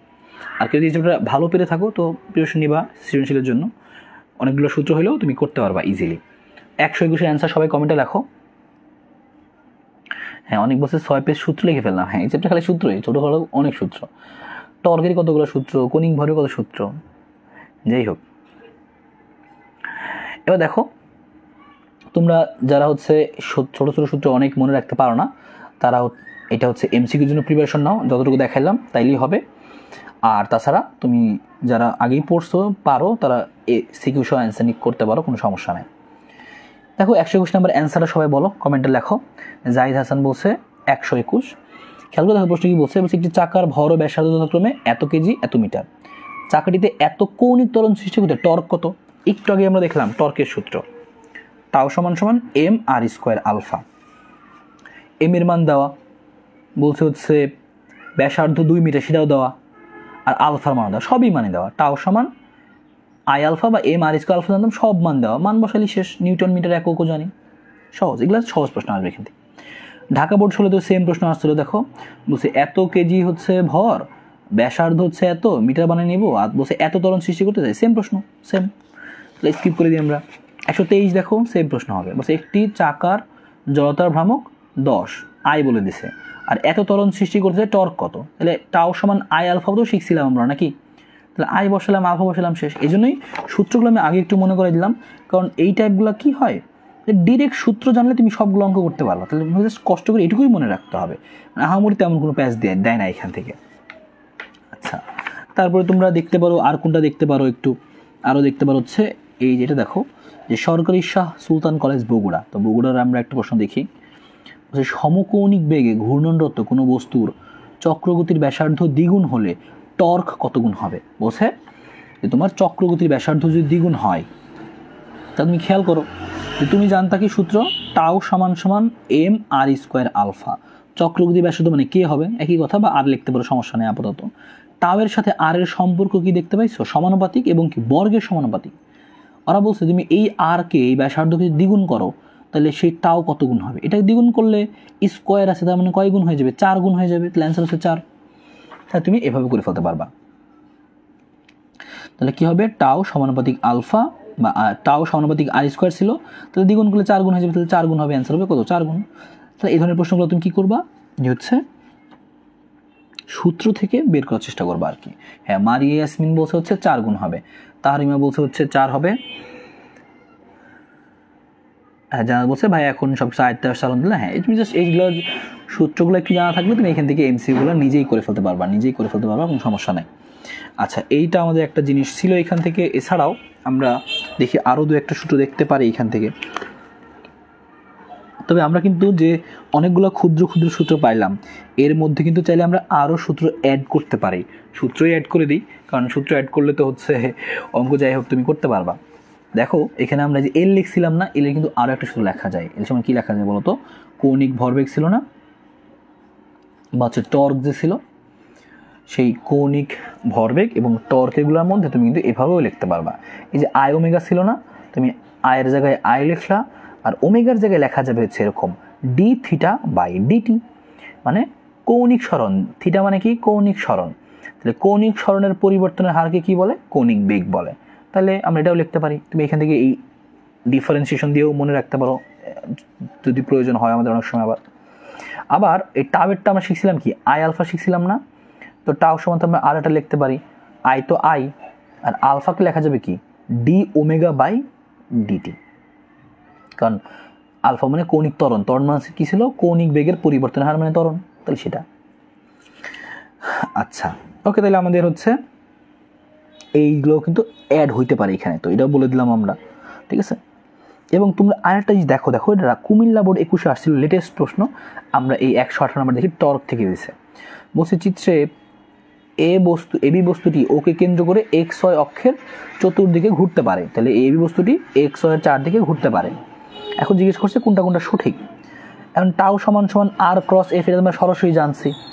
আর আর এফকে ভাঙলে কি পাওয়া যাবে, আর এফ সাইন থিটা, সাথে দিক তো থাকবেই, এটাও সঠিক। এটাও সঠিক কিনা, হ্যাঁ এটাও সঠিক। টাও সমান সমান ডিএফ, এর দ্বারা কি বুঝাইছে, এই ডি দ্বারা বুঝাইছে লম্ব দূরত্ব, ডি দ্বারা লম্ব দূরত্ব বুঝাইছে, সেই লম্ব দূরত্ব মানে সরাসরি দেওয়া আর এফ। কারণ এটার ডেফিনেশন ছিল এরকম, যেটা শুধু ভ্যালু, এটা শুধু ভ্যালুটা লেখছে, দেখো এর মাথায় তীর চিহ্ন দেয় নাই, মানে বলছে কি টাওয়ের ভ্যালুটা কত হবে, ভ্যালুটা হবে কি ওই কতটুকু বল প্রয়োগ করলাম আর লম্ব দূরত্বটা গুণ করলে মান পেয়ে যাবো, মান, শুধু মান বুঝাইছে এটা। আর মান আর দিক নিচে দুইটা বুঝেছে, এটা দেখো মাথায় ভেক্টর চিহ্ন, তার মানে এই তিনটাই রাইট, তোমার কিন্তু এটা পারতে হবে। আর এককের তো অনেক আসে, টর্কের একক পরীক্ষায় অনেক আসে। নিউটন মিটার তো আমাদের টর্কের একক আছেই, পাশাপাশি KG metre square per second square মানে কিন্তু নিউটন মিটার, এটাকে ভাঙলে এটা পাওয়া যায়। জুল সেকেন্ড মানে এটা না, তার মানে এই দুটো রাইট অ্যান্সার হবে। একক মাত্রাগুলো মাস্ট, কথা শুনে রাখো। আলটিমেটলি কী করবো তুমি, এই চাপে থেকে যে ছোটোখাটো সূত্রগুলো দেখালাম, টাও সমান আই আলফা, এটা সমান এত, এগুলো দিয়েই দেখবো তুমি অনেক প্রশ্ন, MV স্কোয়ার বাই আর, এগুলো দিয়েই তুমি হুবহু সূত্র দিয়ে অনেক অঙ্ক পাবা, যেটা কিন্তু তুমি নিজেই করে ফেলতে পারবা। হুবহু সূত্র দিয়ে সেম অঙ্ক, হুবহু সূত্র দিয়ে সেম অঙ্ক। আর একটা অঙ্ক দেখায়, যেমন এই কেন্দ্রমুখী বল দিয়ে একটা অঙ্ক দেখায়, যে হুবহু সূত্র দিয়ে সেম অঙ্ক, তুমি খেয়াল করে দেখো।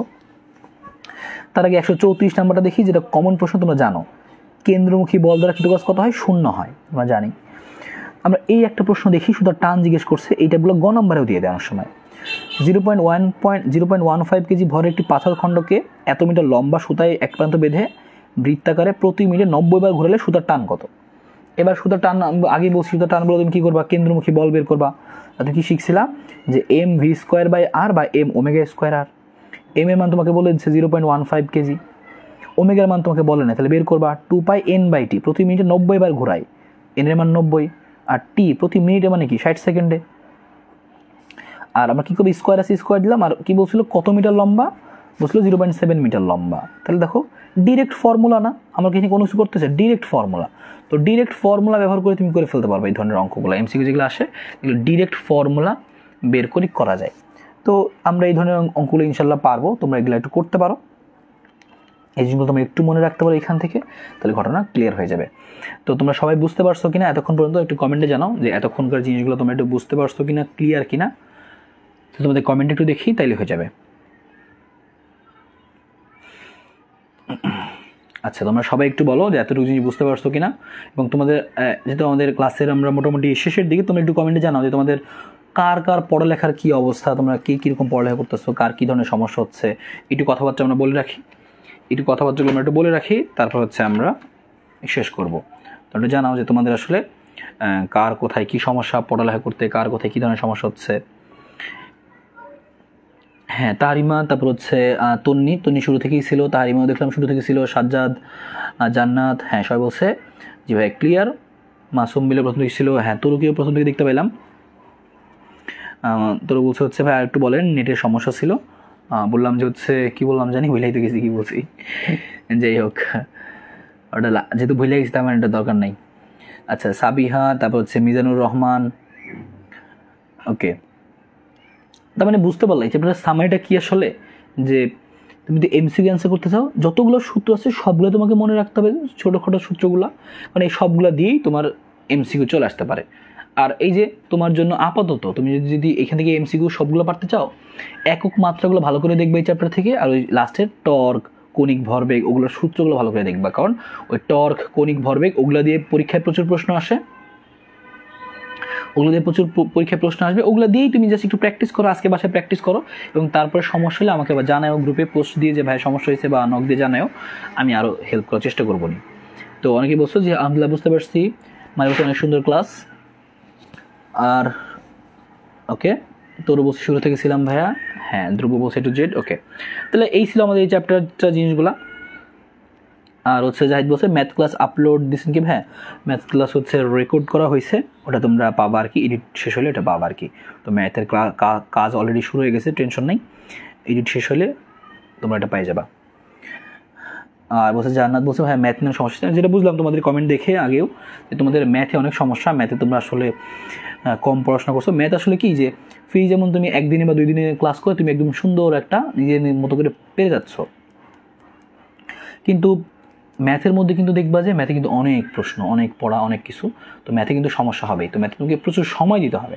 তুমি চিন্তা করো, তুমি এই পুরো 2 বছর 3 বছর বলা যেতে পারে প্রায়, তো এতদিন তুমি ম্যাথে তুমি অবহেলা করছো, এখন এই কয়েকদিনে তুমি যদি করতে চাও, তোমার কিন্তু সেই প্রেশারটা নিতে হবে, নাহলে কিন্তু তুমি করতে পারবো না। চিন্তা করো, অনেক আছে সারা বছর পড়েই পারে না, আর তুমি তো সারা বছর পড়েই নাই, তার মানে আবার এখনও যদি পরিশ্রম না, তাহলে যারা ম্যাথ নিয়ে সমস্যায় আসো, ম্যাথ করতে চাও, তারা কিন্তু হচ্ছে একটু পরিশ্রম করো, যেগুলো করানো হবে, যেগুলো দাগাই দেওয়া হবে, এগুলো ধুমায় করতে হবে, বাসায় প্রচুর করতে হবে, নাহলে মন থাকবে না, কিছুই মনে থাকবে না, ঠিক আছে। আর তোমাদের ম্যাথের মধ্যে তোমরা দ্বিতীয় পত্রের কথা বলি, দেখো যে ম্যাথ দ্বিতীয় পত্রের মধ্যে তোমাদের কিন্তু 100% কমন পাবা। ম্যাথের যে সপ্তম অধ্যায়, দ্বিতীয় পত্র হায়ার ম্যাথের দ্বিতীয় পত্র, সপ্তম অধ্যায় তোমরা সবাই ভালো করে করবা, সপ্তম অধ্যায় থেকে ভালো করে করবে। এবং তোমাদেরকে আমি এর মধ্যে একটু কাজও দিয়ে দিব, যে কিছু আমরা বেসিকগুলো পড়ানোর পরে তোমাকে হচ্ছে যেগুলো বলা হবে যে এই অঙ্কগুলো বাসায় করবা, সেগুলো মাস্ট করবা, কারণ দ্বিতীয় পত্রের সপ্তম এই অধ্যায় থেকে একটা প্রশ্ন মাস্ট, তুমি যদি কিছু না পারো তবে একটা শিখেও তুমি নিজে করে আসতে পারবা, এত সহজ প্রশ্ন হয়, এবং বইয়ের প্রশ্ন আসবে সরাসরি। তো এগুলো তোমাকে করানোর পর দাগাইতে হবে, এগুলো ধুমায় করে ফেলবা, একই অঙ্ক তুমি দরকার হয় 5-6 বার করে করবা, তাও যদি ভুল না হয়, এখানে টাইম দিবা। আগেই বললাম তুমি সারা বছর পড়ো নাই, এখন তুমি লাস্টের 1 মাসে পড়ে তুমি ফাটাই ফেলতে চাচ্ছ, তোমার তো কষ্ট তো করতেই হবে, এটা তো অ্যাটলিস্ট তোমরা বিশ্বাস করো, মানো, তাই না? তো অবশ্যই তাহলে সপ্তম অধ্যায়টা মাস্ট, কারণ এখান থেকে আমি অ্যান্সার করবোই আমরা, এবং অনেক সহজ প্রশ্ন হবে, আমরা সবাই পারবো, একটা গেল। আর তারপর হচ্ছে তোমরা একটু পরিশ্রম করতে হবে, তোমরা যদি কনিক্স তোমরা যদি পেয়ে থাকো, তাহলে কনিক্স থেকে কিন্তু খুব সহজেই তুমি একটা প্রশ্ন আসবে আমাদের অন্যান্য চ্যাপ্টারগুলোর তুলনায়। এর মধ্যে 3টা চ্যাপ্টার আছে, 6.1, 6.2, 6.3, তাহলে ইজি হবে। তাহলে 6-7 এই 2টা থেকে 2টা প্রশ্ন আমরা মাস্ট পাচ্ছি, আর তারপরে বহুপদী বা হচ্ছে জটিল সংখ্যা, এগুলোর মধ্যে থেকে একটা করে আমরা একটা প্রশ্ন করার চেষ্টা করব। তো তোমাদের চেষ্টা করতে হবে যেন তুমি 2টা একদম অ্যান্সার করতেই পারো, আর একটা যতটুকু করতে পারো আর কি, ইনশাল্লাহ। তো সমস্যা নেই।